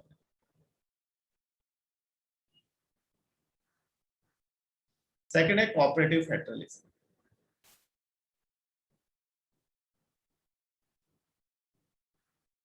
हाँ, आप बिटकॉइन को लीगल करेंसी जो बनाना चाह रहा है वो बनाना चाह रहा है, हमारे तो पैसे डूब गए। ठीक है, चलो बिटकॉइन पे बाद में डिस्कस करेंगे। अभी आप हमारा, अभी तो हमारे पास पैसे ही नहीं है, रुपए ही नहीं है, बिटकॉइन के बारे में बात करके क्या फायदा। ठीक है, फिर ट्रम्प कह रहा है कि बिटकॉइन जो है आपका स्कैम है। ठीक है, तो उसकी वजह से भी काफी पैसे हमारे डूब के नीचे आ गए। कल को मस्क कुछ बोल देता है तो दिक्कत है, ट्रम्प कुछ बोल देता है तो दिक्कत है, कल को आरबीआई बोल दे, अगर गलती से आरबीआई ने बोल दिया कि बिटकॉइन को बैन कर रहे हैं, तो बिटकॉइन तो जीरो पे आ जाएगा इंडिया में। सारे जितने भी आपके प्लेटफॉर्म्स हैं जो से बाइंग और सेलिंग प्लेटफॉर्म है वो सारे बंद हो जाएंगे। रिस्क तो है ना, जिन्होंने कमा लिया, देखो जिन्होंने पैसा कमाना था बिटकॉइन में उन्होंने कमा लिया। पहले बड़ा 1-2, मतलब कि वही $1-2 से शुरू हुआ था, आज की डेट में तो 27-28 लाख पे। जिन्होंने कमाना था कमा लिया। आज की डेट में इतना, आज की डेट में इतना आसान नहीं है, क्योंकि अब सबको पता है। पहले जिनको बहुत कम लोगों को पता था। ठीक है, मुझे याद है कि मैंने जब 2014 में क्लास ली थी, तब मैंने बिटकॉइन के बारे में डिस्कस किया था डिटेल में। ठीक है, जिन्होंने कमाना है उन्होंने कमा लिया। आज की डेट में देख लो कितने साल हो गए, 7 साल हो गए। तो जिन्होंने कमाना था वो कमा लिया। अब भी आप कमा सकते हो लेकिन उतना नहीं। ठीक है, दिन के 2-3 हजार रुपए तो कमा ही सकते हो अगर आपका थोड़ा सा दिमाग चलता है। Cooperative federalism, second point is cooperative federalism. तो प्रमोट्स कोऑपरेटिव फेडरलिज्म। देख लिया हमने, सेंटर और स्टेट के बीच में थ्रू जीएसटी काउंसिल। कैसे? सेंटर 2/3 वेटेज किसको दिया है, वोटिंग पावर?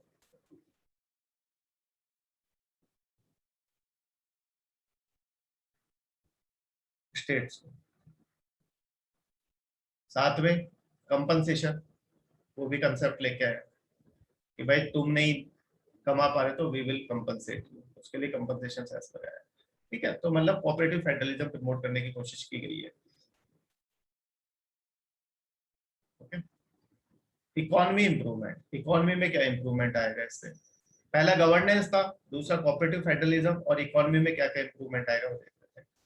पहला, one nation one market one tax. One tax तो है ही, जीएसटी टैक्स तो बनी, स्लैब्स अलग अलग है, टैक्स तो एक ही है, स्लैब्स अलग अलग है। ठीक है, आप ये नहीं कह सकते टैक्स अलग अलग है। Tax is one but slabs are different. GST में ही स्लैब्स है, तो टैक्स तो एक ही है, जीएसटी। ठीक है, अब क्या है, आपके पास बिल है, आपने बिल जनरेट कर लिया, ऑनलाइन है, तो आपको सीधा लोअर ट्रांजिट टाइम, सीधा आप एक जगह से दूसरी जगह सामान ले जाने में आपको ज्यादा दिक्कत नहीं होगी। सीधा बिल दिखाओ, सीधे वहां से निकल जाओ। पहले क्या होता था, खड़े रहते थे ट्रक, उनको रोक लिया जाता था, फिर उनसे पैसे लिए जाते थे, वो सब खत्म हो गया। अब ऑनलाइन बिल जनरेट करो, वहां से अपने आप, जैसा आपका, आप उसमें नहीं हो, आपका टोल टैक्स पे आरएफआईडी, अगर आपने अपनी कार पे आरएफआईडी लगाया हुआ, रेडियो फ्रिक्वेंसी आइडेंटिफिकेशन, ठीक है, अगर आरएफआईडी है आपकी पे तो आप सीधे निकल जाओ, अपना पैसा अपने आप आपकी अकाउंट से कट जाता है। नहीं तो फिर वहां पे पहले क्या होता था, टोल पे खड़े रहो फिर आपका नंबर आएगा। अब RFID में फास्ट हो गया, सीधे निकल जाओ सीधा डिडक्ट हो जाता है। तो ऐसा ही यहाँ पे हो गया। ठीक है, आपका आपके पास ई बिल आपने जनरेट किया, वो देखेगा तुरंत और वो आपको जाओगे, इसका ई बिल जनरेट हो रखा है, इसने पे किया हुआ है GST। ठीक है, जैसे आपका टोल पे होता है ऐसे ज्यादा आसानी से सामान इधर से उधर जाएगा। ठीक है, ऊपर से गवर्नमेंट को टैक्स अच्छा मिलेगा, सामान ज्यादा बिकेगा, साथ में टैक्स की चोरी कम होगी, तो टैक्स ज्यादा आएगा आपके पास, तो टैक्स टू GDP रेशियो बढ़ेगा।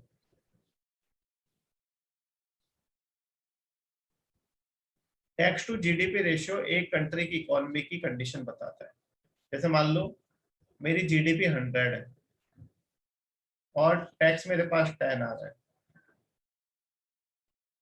ठीक है, टैक्स मेरे पास 10 आ रहा है, तो मैं क्या बोलूंगा, ये इसका कितना परसेंट आ रहा है, 10% आ रहा है। मान लो मेरी GDP 100 है और टैक्स मेरे पास 11% आ रहा है, तो मैं कहूंगा कि अब मेरे पास टैक्स 11% आ रहा है, तो मैं बोलूंगा टैक्स टू GDP रेशियो मेरा बढ़ा। इसका मतलब मेरी इकोनॉमी जो है ग्रो तो कर रही है, GDP है, साथ में क्या है, मेरा टैक्स भी बढ़ रहा है, यानी कि लोग टैक्स की चोरी नहीं कर रहे। मान लो ऐसा है, GDP मेरी 100 है, टैक्स मेरे पास 10 आ रहा है, तो मैं बोलूंगा 10% आ रहा है। अब GDP मेरी 100 है और टैक्स मेरे पास 9% ही आ रहा है, इसका मतलब टैक्स की चोरी हो रही है। पहले 10% आ रहा था, अब 9% आ रहा है, GDP तो उतना ही है, यानी गुड्स एंड सर्विसेज उतने प्रोड्यूस हो रहे हैं, तो मेरे को टैक्स मिलना चाहिए 9%, लेकिन मेरे को 9%, मेरे को 10% मिलना चाहिए लेकिन मेरे को 9% मिल रहा है। या फिर GDP आपकी 100 है, टैक्स आपको 10 मिल रहा है, GDP आपकी 150 हो गई, तो उस हिसाब से आपको 15 तो मिलना चाहिए कम से कम, 10% तो, लेकिन आपको तब भी टैक्स में 11% मिल रहा है सिर्फ, यानी कहीं ना कहीं टैक्स की चोरी हो रही है। GDP बढ़ी उसके हिसाब से आपका टैक्स नहीं बढ़ रहा है। तो टैक्स टू GDP रेशियो क्या बताता है कि GDP के साथ आपका टैक्स किस तरीके से बढ़ रहा है।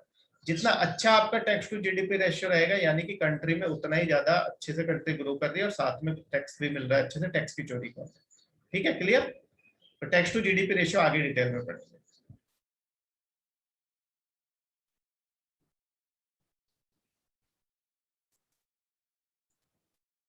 अब लाइट चली गई, वाईफाई बंद हो गया, बताओ टैक्स टू GDP रेशियो क्या होता है। ये टैक्स है, ये आपका ये पूरा एक टॉपिक है, मैं पढ़ाऊंगा आपको। मान लो आपका 100 GDP है, आपको 10 टैक्स मिल रहा है, तो हम कहेंगे 10% टैक्स मिल रहा है। अगर आपकी GDP मान लो 100 से 110 हो गई और टैक्स आपको तब भी 10 मिल रहा है, तो टैक्स बढ़ना चाहिए ना यहाँ पे। इसका 10% कितना है, कम से कम आपको 11 तो टैक्स मिलना चाहिए, 11 रुपीज, लेकिन नहीं मिल रहा, 10 ही मिल रहा है, इसका मतलब टैक्स की चोरी हो रही है। तो टैक्स टू GDP रेशियो आपको बताता है कि GDP बढ़ने के साथ साथ टैक्स भी बढ़ना चाहिए, क्योंकि गुड्स एंड सर्विसेज जितने ज्यादा प्रोड्यूस होंगे उतना ज्यादा टैक्स मिलना चाहिए, लोग उतना ही कंज्यूम कर रहे हैं, लेकिन उतना टैक्स नहीं मिल रहा है, इसका मतलब टैक्स में चोरी हो रही है। तो टैक्स टू GDP रेशियो हमारा काफी कम है। ठीक है, अगर आप डेवलप्ड कंट्रीज के मुकाबले देखो,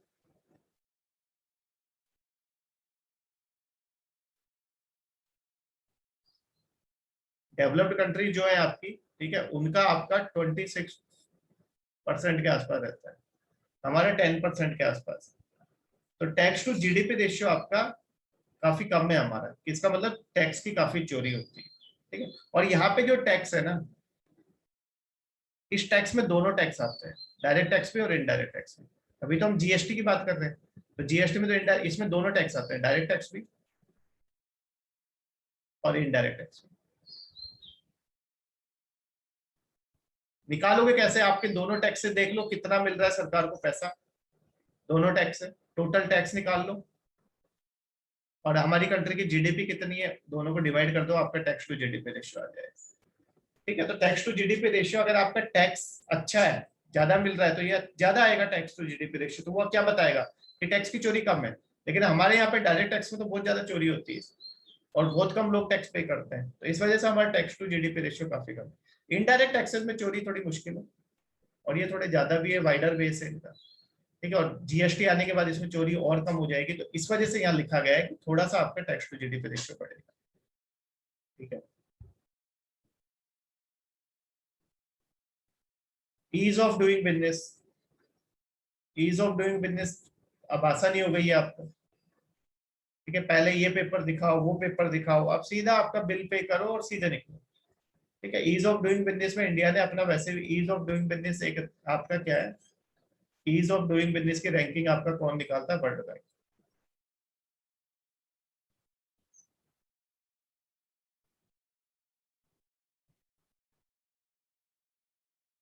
ईज ऑफ डूइंग बिजनेस कुछ नहीं है। ईज ऑफ डूइंग बिजनेस आपका क्या कहता है, ये कहता है कि आपको किसी बिजनेस को आप कितनी आसानी से चला सकते हो, या किसी बिजनेस के लिए आपको जो भी रिक्वायरमेंट्स है वो कितनी आसानी से फुलफिल हो जाती है।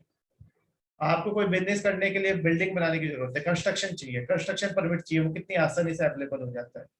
या आपको इलेक्ट्रिसिटी लगानी है, मतलब पावर चाहिए, उसको कितनी आसानी से आपको करंट उसका वो मिल जाता है, ठीक है, कनेक्शन मिल जाता है।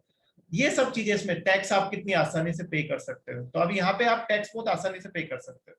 ईज ऑफ पेइंग टैक्स है, ऑनलाइन आराम से पे करो। जैसे पहले आपको टिकट भी कराना होता था रेलवे का, तो आपको जाके लाइन में लगना पड़ता था।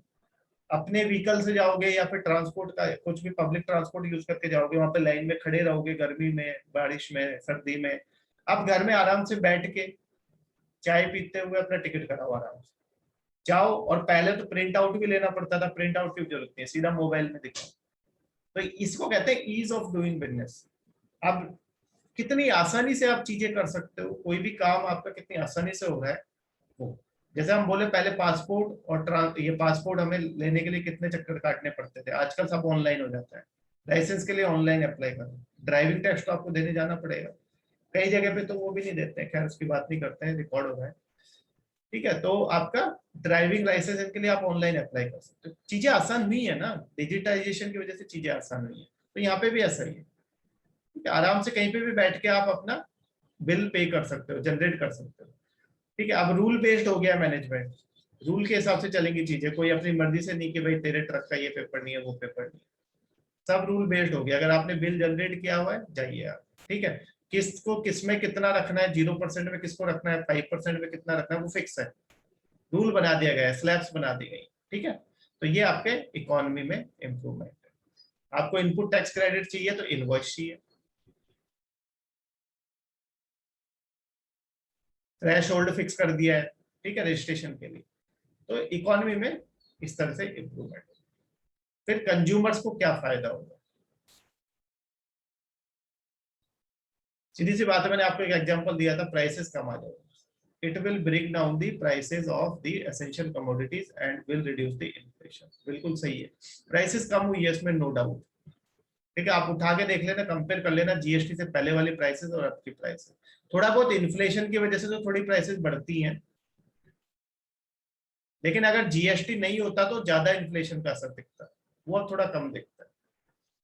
और एंटी प्रॉफिटिंग क्लॉज है आपका, वो इंश्योर करता है कि प्रॉफिट जितने भी बेनिफिट है वो सारे कंज्यूमर को पास हो जाए। अगर आपने कोई भी किसी को चीज को टैक्स स्लैब में कम किया, या फिर आपने किसी को इनपुट टैक्स क्रेडिट का फायदा जो मिल रहा है, ये सब बेनिफिट्स किसको पास होने चाहिए, आपके कंज्यूमर को पास होने चाहिए, ठीक है। चीजें काफी सस्ती हुई है, ठीक है, काफी चीजें सस्ती हुई है।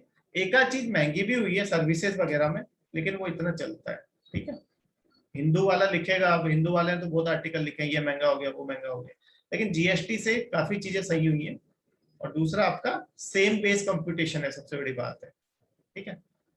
फिर फिफ्थ पॉइंट कॉमन, ये एक सिंगल पॉइंट है, अभी तक 4 पॉइंट हमने अलग अलग हेडिंग्स पे करे, fifth point, it will integrate the Indian economy into the global supply chain. सब जगह पे जीएसटी जैसा सिस्टम फॉलो होता है, तो अगर हम वैसा फॉलो कर रहे हैं तो बाहर वाले भी आएंगे तो अपना बिजनेस करेंगे, उनको भी आसानी रहेगी जीएसटी वगैरह पे करने में, टैक्सेस पे करने में। रेट आर्बिट्रेज आपका कम होगा ना। What do mean by rate arbitrage, मैंने आपको पहले बताया था रेट आर्बिट्रेज। रेट आर्बिट्रेज क्या होता है, जैसे आपको एक कार लेनी है, उस कार पे पहले क्या होता था, मान लो J&K में वैट लगता था, मान लो 10%, और उसी कार पे आपका चंडीगढ़ में आप चले जाओ, वहां पे वैट लगता था मान लो 4%। तो अब मुझे मान लो ऑडी मर्सिडीज लेनी है, तो मैं चंडीगढ़ जाके लेके आऊंगा। आपने देखा होगा जम्मू में बहुत सारी कार आपकी चंडीगढ़ या दिल्ली वगैरह से ली, क्यों? क्योंकि वहां पे मेरे को 4%, वो तो कार आपकी 30-40 लाख की होगी या 60-70 लाख की होगी, तो उसका 4% बहुत ज्यादा, वो 10% बहुत ज्यादा हो गया, 6% का फायदा हो रहा है। अब मैं अगर चंडीगढ़ से लेके आऊंगा तो टैक्स वहां पे देना होता है, तो वो वहां का डेवलपमेंट हो जाएगा, यहाँ का डेवलपमेंट होगा ही, अनइक्वल डेवलपमेंट। आप वहां से चीजें लेके आओगे जहाँ सस्ती है, तो आपके स्टेट से वो खरीद ही नहीं रहे हो आप दूसरे स्टेट से जा रहे हो जहाँ सस्ती है, तो आपके स्टेट को टैक्स नहीं मिलेगा। अब रेट आर्बिट्रेज खत्म कर दी। रेट आर्बिट्रेज क्या है? ये डिफरेंस होता था ना पहले, इसको रेट आर्बिट्रेज कहते हैं। जैसे अगर अभी आप बिटकॉइंस आपको अगर क्रिप्टो करेंसी खरीदनी है,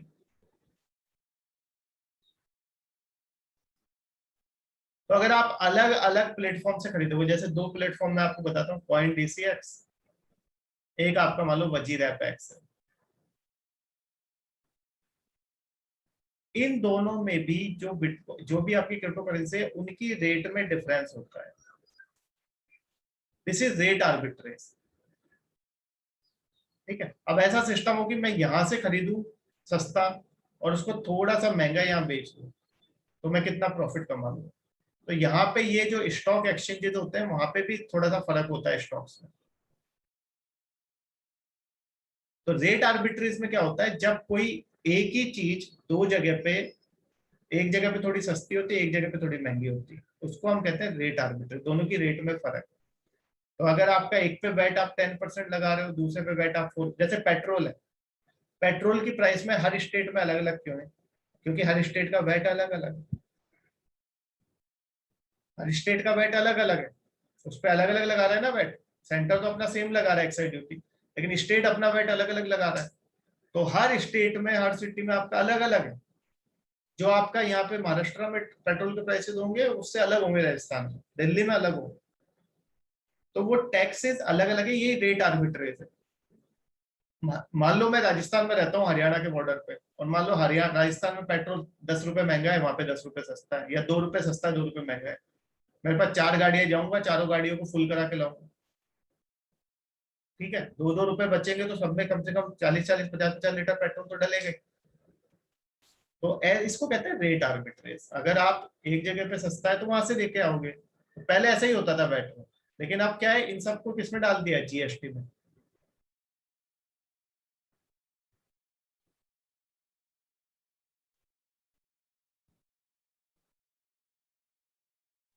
नहीं नहीं, चाइना के मुकाबले हमारे प्रोडक्ट्स सस्ते। ठीक है, ये देखो रेट आर्बिट्रेज आपको क्लियर हो गया ना। अब रेट आर्बिट्रेज खत्म कर दिया, तो रेट आर्बिट्रेज खत्म होने की वजह से हर स्टेट को इक्वल आपका रीजनल जो इम्बैलेंस था वो खत्म हो जाएगा। अब आपको गाड़ी लेनी है अपने स्टेट से खरीदो, यहाँ पे भी सेम टैक्स देना, वहां पे भी सेम टैक्स देना। ठीक है, ज्यादा फर्क नहीं होगा।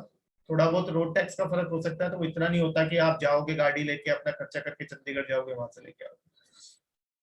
ठीक है, फिर सेवंथ क्या है, it has resulted into same base computation, जो अभी मैंने आपको समझाया था, सेम बेस कंप्यूटेशन। पहले क्या होता था, अगर कोई चीज 100 रुपए की है तो उस पर पहले 10% वैट लगेगा, फिर वो 110 की हो गई, उस पर फिर 10% एक्साइज लगेगा, तो वो 121 की हो गई। अब क्या है, कोई चीज 100 की है तो उस पर जितना जीएसटी लगेगा, जीएसटी 10% तो है नहीं, लेकिन सिंपलिसिटी के लिए समझा रहा हूँ, और 10 यहाँ पे लगेगा तो वो चीज आपको 120 मिलेगी। अभी तो 100 की चीज है तो उसमें 120 1 रुपए का फर्क आया। अगर यही 1000 की होती तो सोचो कितने का आ जाता फर्क, और यही 10,000 की होती और यही चीज 5 लाख की होती। तो सेम बेस कंपटीशन में जब 100 रुपए पे 1 रुपए का फर्क आ रहा है, तो आप सोचो 5 लाख पे कितने का फर्क आएगा। ठीक है, पहले आप इस पे फिर वैट करते, फिर वैट के बाद जो यहाँ पे आता उस पे आप एक्साइज ड्यूटी लगाते, यानी टैक्स ऑन टैक्स। लेकिन अब इसमें खत्म हो गया tax on tax, same base competition की वजह से। ठीक है, ओके। और exports will be zero rated. Exports will be zero rated का मतलब क्या है, अगर आप एक्सपोर्ट करते हो बाहर, ठीक है, अगर आप एक्सपोर्ट्स करते हो बाहर तो उनपे जीरो टैक्स लगेगा। अगर आपने टैक्स दे भी दिया गलती से तो उस पे आपको इनपुट क्रेडिट मिल जाएगा। लेकिन ये सब पे नहीं मिलेगा, कुछ सेलेक्टिव पे। ठीक है, सेलेक्टिव पे exports have become zero rated, जिनको गवर्नमेंट प्रमोट करना चाहती है एक्सपोर्ट्स को। अगर उन पे आप वो एक्सपोर्ट करते हो, जैसे सेज स्पेशल इकोनॉमिक जोन्स बनी हुई है हमारी, हर स्टेट में होती है स्पेशल इकोनॉमिक जोन्स। अगर यहाँ पे कोई इंडस्ट्री है और वो अगर अपना प्रोडक्ट एक्सपोर्ट करती है तो उस पर 0 टैक्स लगेगा। ठीक है, फायदा हो गया ना, गवर्नमेंट टैक्स को, वो गवर्नमेंट एक्सपोर्ट्स को प्रमोट करना चाहती है। अब जो आपने क्वेश्चन पूछा कि भाई इससे चाइना जो डंप करता है, ठीक है, आप बहुत आगे निकल गए। एक एक स्टूडेंट का कहना है कि सर इससे तो चाइना जो डंपिंग करता था वो कम हो जाएगी। नहीं, ऐसा नहीं है। जीएसटी लाने से इतना भी सस्ता नहीं होगा कि चाइना के मुकाबले सस्ता हो जाए। चाइना का तो हर दिन सस्ता होता जा रहा है, और चाइना की सबसे बड़ी दिक्कत क्या है, चाइना को जो जितना चाहिए वो उससे ज्यादा, बहुत ज्यादा लार्ज क्वांटिटी में प्रोड्यूस कर रहा है चीजें।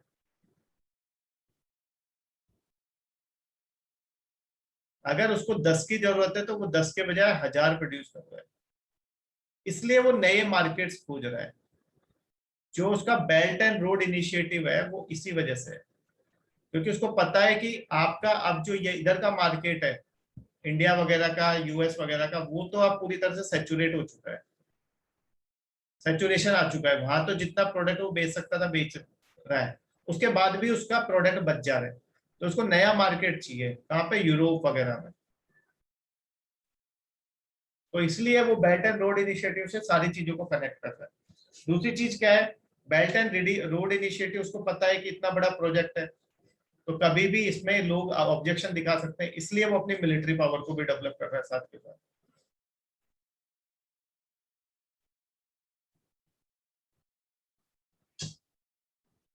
ठीक है, क्योंकि आगे जाके जो होने वाली वो एशियन सेंचुरी होने वाली है। वहां पे चाइना और इंडिया डोमिनेट करेंगे, तो चाइना नहीं चाहता कि इंडिया डोमिनेट करे, और यूएस को भी पता है कि अगर हमने चाइना को नहीं रोका तो आगे जाके यही डोमिनेट करेगा। आप कितने मोबाइल यूज करते हो, सब मोबाइल चाइना से बने हुए। आईफोन यूज करते हैं वो अलग चीज है, आईफोन भी चाइना में ही बनते हैं ज्यादातर। वहां चाइना का जो बिजनेस एनवायरनमेंट है उसने इस तरह से बना लिया है कि मैन्युफैक्चरिंग उनकी बहुत आगे ना हमसे। ठीक है, तो चाइना तो डंपिंग तो चलती रहेगी, हम उस पर डंपिंग ड्यूटी लगाते रहते हैं, क्या।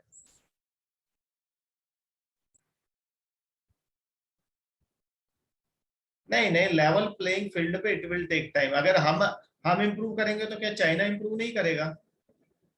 हमसे तो, हमसे अभी देखो, हम कहीं पे भी जाके पोर्ट बनाने की कोशिश करते हैं, श्रीलंका वगैरह में, अगर हम उनको कुछ भी, आपका मान लो उनको देते हैं कि पैसा ही ले लो हम बना देंगे, फिर हम बनाते नहीं, प्रोजेक्ट हम पूरे नहीं करते टाइम पे, से गलत इमेज जाती है। तो टाइम लगेगा, लेकिन टाइम के साथ साथ चाइना भी तो इम्प्रूव कर रहा है खुद को। और दूसरी बात, मान लो चाइना और इंडिया वॉर में भी अगर इन्वॉल्व हो जाते हैं तो सबसे ज्यादा नुकसान इंडिया को है। चाइना को नुकसान होगा लेकिन इंडिया को ज्यादा नुकसान। बेटर है कि आराम से साथ साथ चलो, नुकसान तो चाइना को भी होगा, फायदा किसका होगा, फायदा यूएस का होगा। तो जो सबसे बड़ी चीज पता है क्या है, सबसे बड़ी चीज ये होती है कि आप इकोनॉमी को अलग रखो और बाकी जो आपकी पॉलिटिक्स है उसको अलग रखो। दिक्कत तभी आती है जब आप दोनों चीजों को मिला देते हो, इसलिए सार्क आपका फेल हो गया, क्योंकि पाकिस्तान हमेशा इकोनॉमी के साथ पॉलिटिक्स को मिलाता है। ठीक है, तो चाइना और इंडिया में देखो प्रॉब्लम्स हैं, लेकिन इसमें कोई डाउट नहीं कि चाइना ने अपनी मैन्युफैक्चरिंग को बहुत ज्यादा डेवलप किया है।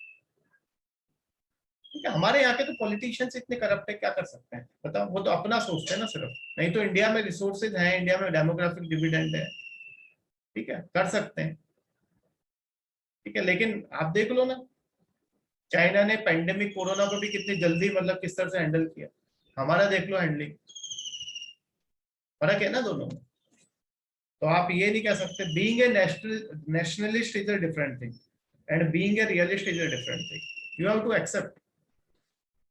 ठीक है, कमियां हैं तो परफेक्ट बनाना है। ठीक है, चलो आगे चलते हैं, प्रॉब्लम्स क्या है जीएसटी के साथ। चाइना और इंडिया को हम डिस्कस करेंगे, we will discuss when we will discuss WTO, लेकिन हम इकोनॉमी साइंस में करेंगे, सिर्फ इकोनॉमिक साइंस में, पॉलिटिक्स में नहीं जाएंगे। पॉलिटिक्स में मैंने जब करंट अफेयर्स पढ़ाया था तो उसमें डिटेल में पढ़ाया था, इंडिया चाइना का अराउंड मैंने 10 दिन पढ़ाया था, 10 डेज। ठीक है, इंडिया चाइना ही पढ़ाया था 10 डेज। ठीक है, तो वो कर चुके, तब हम इंडिया नेबर डिस्कस किए थे, इंडिया नेबरहुड, ठीक है, वो बाद की बात है। वो बोला भी है ना एबी अटल बिहारी वाजपेयी ने, you can change friends but you can not change neighbours, ठीक है। So it is not an ideal tax regime, ideal तो नहीं है, प्रॉब्लम्स तो इसमें है ही, ठीक है, आइडियल नहीं है। आइडियल तो क्या होती है जब इसमें सब कुछ इंक्लूड कर देते हैं आप, ठीक है। वन टैक्स नहीं है ये, 5 स्लैब्स है इसमें, वो हम देख चुके हैं प्रॉब्लम, ठीक है। और कैस्केडिंग इफेक्ट अभी भी प्रेजेंट है कहाँ पे, पेट्रोलियम प्रोडक्ट्स में, ठीक है। प्रॉब्लम्स हैं जीएसटी के साथ, और क्या प्रॉब्लम्स है। जीएसटी लाने के बाद कुछ सर्विसेज महंगी हो गई थी, जैसे रेस्टोरेंट में आप खाना खाते हो, ठीक है, तो जो नॉर्मल एसी रेस्टोरेंट है वो 5% लेते थे, वहां 12% कर दिया, तो कुछ सर्विसेज आपकी महंगी हो गई। स्टेट्स की फिजिकल ऑटोनॉमी डाइल्यूट हुई है, बिल्कुल मैं भी एक्सप्लेन कर चुका हूँ डिटेल में। मैन्युफैक्चरिंग स्टेट्स को लॉस हुआ है, ठीक है, और फाइनेंस मिनिस्टर के पास वीटो पावर है, ठीक है, ये सब चीजें हम डिस्कस कर चुके हैं।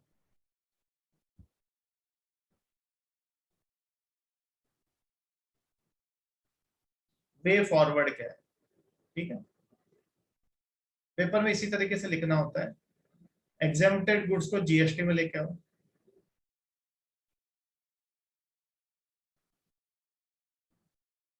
अब आप इस पे ऐसे लिख सकते हो आराम से, कोऑर्डिनेशन प्रमोट करो स्टेट्स के बीच में, लड़ते रहते हैं एक दूसरे से, फिर सेंटर और स्टेट के बीच में, यानी आपको दोनों प्रमोट करने, कोऑपरेटिव फेडरलिज्म, ये बहुत फेवरेट टॉपिक है यूपीएससी वालों का और आपके JKPSC, cooperative federalism and competitive federalism, दोनों प्रमोट करने हैं। एक हेल्दी डेमोक्रेसी की दो पिलर हैं आपके, कॉम्पिटिटिव फेडरलिज्म,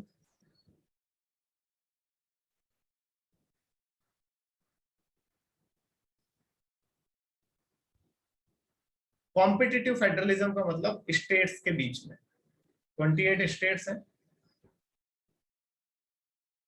उनके बीच में कंपटीशन होना चाहिए, लेकिन कैसा कंपटीशन होना चाहिए, हेल्दी कंपटीशन, कि जितनी भी अच्छी स्कीम्स है हेल्थ से रिलेटेड, एजुकेशन से रिलेटेड, उनको अच्छे से इंप्लीमेंट करें, अपना जीडीपी बढ़ाएं, gross state domestic product GSDP, अपना जीएसडीपी बढ़ाएं, ठीक है, लोगों को अच्छी एजुकेशन दे, हेल्थ फैसिलिटीज प्रोवाइड कराएं, ठीक है।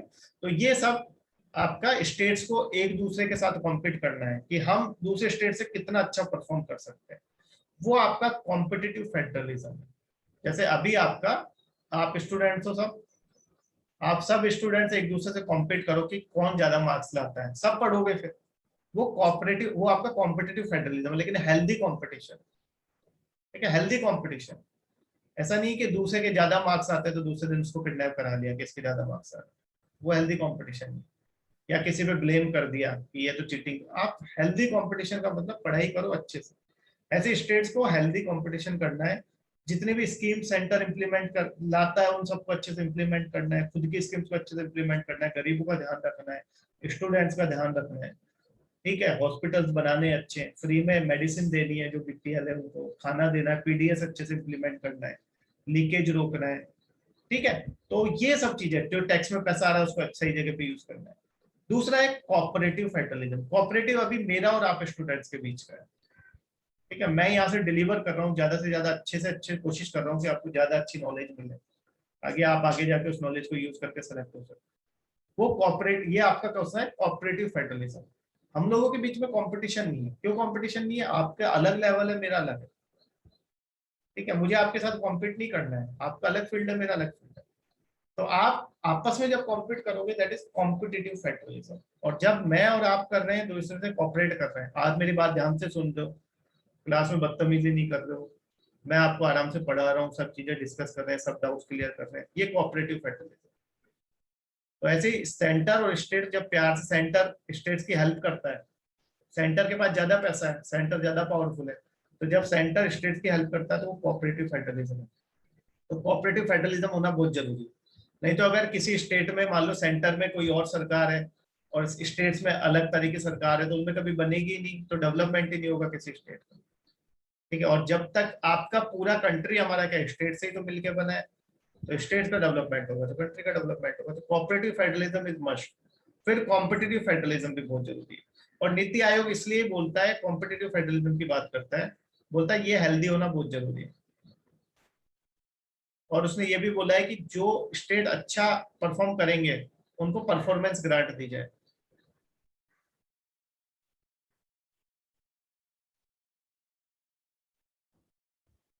जैसे क्लास में अगर हम मैं बोलूँ ना कि जो बच्चा अच्छे से पढ़ेगा वो करेगा, ठीक है, जो फर्स्ट आएगा या फिर अच्छे मार्क्स लेके आएगा उसको मेरी तरफ से कॉफी पिलाई जाएगी या फिर चॉकलेट दी जाएगी या पेन दिया जाएगा, कुछ भी, ठीक है। तो वो फिर क्या है, एक आप में लगता है कि हाँ कुछ रिवॉर्ड, ठीक है। पनिशमेंट एंड रिवॉर्ड पॉलिसी हमेशा काम करती है, ठीक है।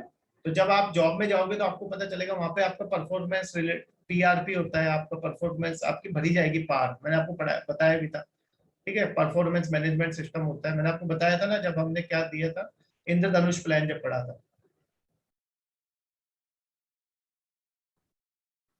जब आप जॉब करोगे तो आपको भी केपीआई दिए जाएंगे, की परफॉर्मेंस इंडिकेटर्स, कि आपको ये काम करने, इनका अच्छा परफॉर्म करोगे तो you will be rewarded for that, और अगर अच्छे से काम नहीं करोगे you will be punished for that, ठीक है। उससे आपके प्रमोशंस में भी दिक्कत आएगी, की परफॉर्मेंस इंडिकेटर, ठीक है। ओके, तो ये बहुत इंपॉर्टेंट टॉपिक है। आप क्या करो, इस पे एक ऐसे तैयार करो। ऐसे कहाँ से तैयार करोगे, पॉलिटी की बुक लेना, लक्ष्मीकांत, और वहां देखना कि सेंटर और स्टेट में कहाँ कहाँ पे टसल है और कहाँ कहाँ पे उनमें कॉपरेशन, और स्टेट्स में आपस में कहाँ कहाँ पे कॉपरेशन, ठीक है। ये इस पे ऐसे आता रहता है रिपीट होके, कॉम्पिटिटिव फेडरलिज्म, ये कोऑपरेटिव और कॉम्पिटिटिव फेडरलिज्म पे ऐसे आता रहता है रिपीट होके, ठीक है। तो इस पे एक ऐसे तैयार करके रख लिया। और लास्ट में क्या है, जीएसटी का बेस बढ़ाओ, ठीक है। ज्यादा से ज्यादा सर्विसेज को उसमें कवर करो और इसको सिंपल करो, आसानी से लोग पे कर सके, ठीक है। ये है आपका जीएसटी का वे फॉरवर्ड। अब जीएसटी काउंसिल देख लेते हैं, जीएसटी काउंसिल और उसके फंक्शंस क्या क्या है। जीएसटी काउंसिल मैंने आपको बताई दिया, आर्टिकल 279 है, कॉन्स्टिट्यूशनल बॉडी है। पेपर के लिए दो चीजें तो याद रखनी है।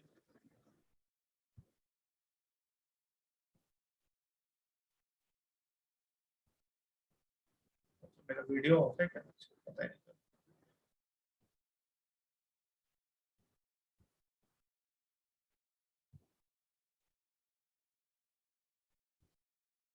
ठीक है।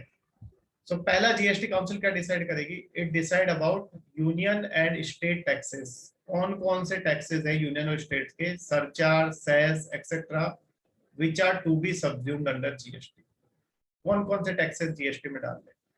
फिर एग्जेम्प्टेड गुड्स और सर्विस के बारे में भी ये डिसाइड करती है कौन सी चीजों को जीएसटी से बाहर रखना है। फिर रजिस्ट्रेशन थ्रेशोल्ड भी ये डिसाइड करती है कि कितना रखना है, 10 लाख रखना है, 20 लाख रखना है, ठीक है। ये हम डिस्कस कर चुके हैं। फिर और क्या क्या डिसाइड करती है, किस तरह से टैक्स शेयर करना है, ठीक है। Sharing taxes with states in case of inter state trade and commerce. जब भी एक स्टेट से यहाँ पे गया तो यहाँ पे आपका सेंटर कलेक्ट करेगा, तो वो किस तरह से स्टेट्स को शेयर करेगा वो ये डिसाइड करेगा। अगर कोई आपके नेचुरल कैलेमिटी आ गई, जैसा अभी कोरोना आया, उस समय पे ये टैक्स कम कर सकती है, बढ़ा सकती है, स्पेशल रेट्स, वो भी ये डिसाइड करेगी, ठीक है। फिर उसके बाद स्पेशल कैटेगरी स्टेट्स को कितना टैक्स देना है, उनको थोड़ा ज्यादा पैसा देते हैं। स्पेशल कैटेगरी स्टेट्स में आपके कौन कौन से आते हैं, seven sisters plus Sikkim plus J and के आता था पहले, अब तो जे एंड के, ठीक है, जब स्टेट था जे एंड के, उत्तराखंड एंड हिमाचल। ये ऐसे स्टेट्स हैं जो या तो हिली स्टेट्स हैं, या फिर वहां पे टेरेन काफी डिफिकल्ट है या फिर डिस्टर्ब है, कुछ ना कुछ प्रॉब्लम है, उसकी वजह से इनके रेवेन्यू कम है, तो इनको हम स्पेशल कैटेगरी स्टेट्स बोलते थे। खैर ये डिफरेंशिएशन अब खत्म कर दिया गया, लेकिन फिर भी हम इनका वर्ड यूज करते हैं स्पेशल कैटेगरी स्टेट्स, और जो बाकी के स्टेट्स हैं उनके लिए बोलते हैं जनरल कैटेगरी स्टेट्स।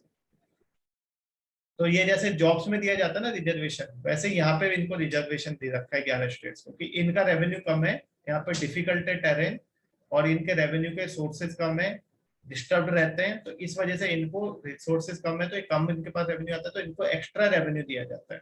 स्ट्रेटेजिकली भी इंपॉर्टेंट है ये।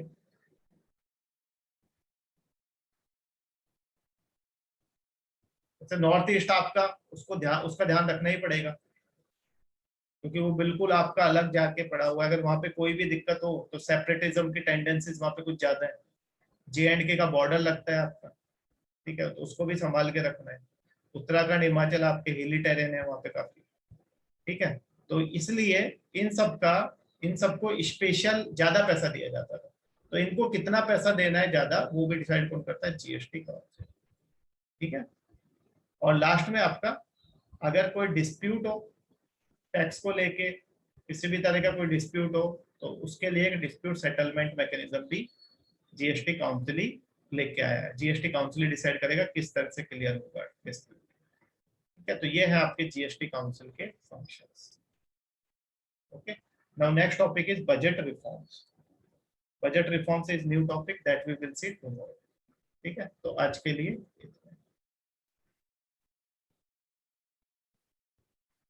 बजट रिफॉर्म्स में 3 बजट रिफॉर्म्स देखेंगे कल।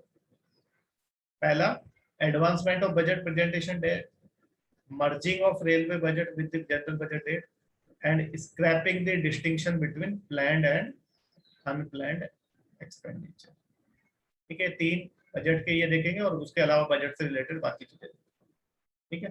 तो आज के लिए इतना ही। किसी को कोई डाउट है, यू कैन आस्क।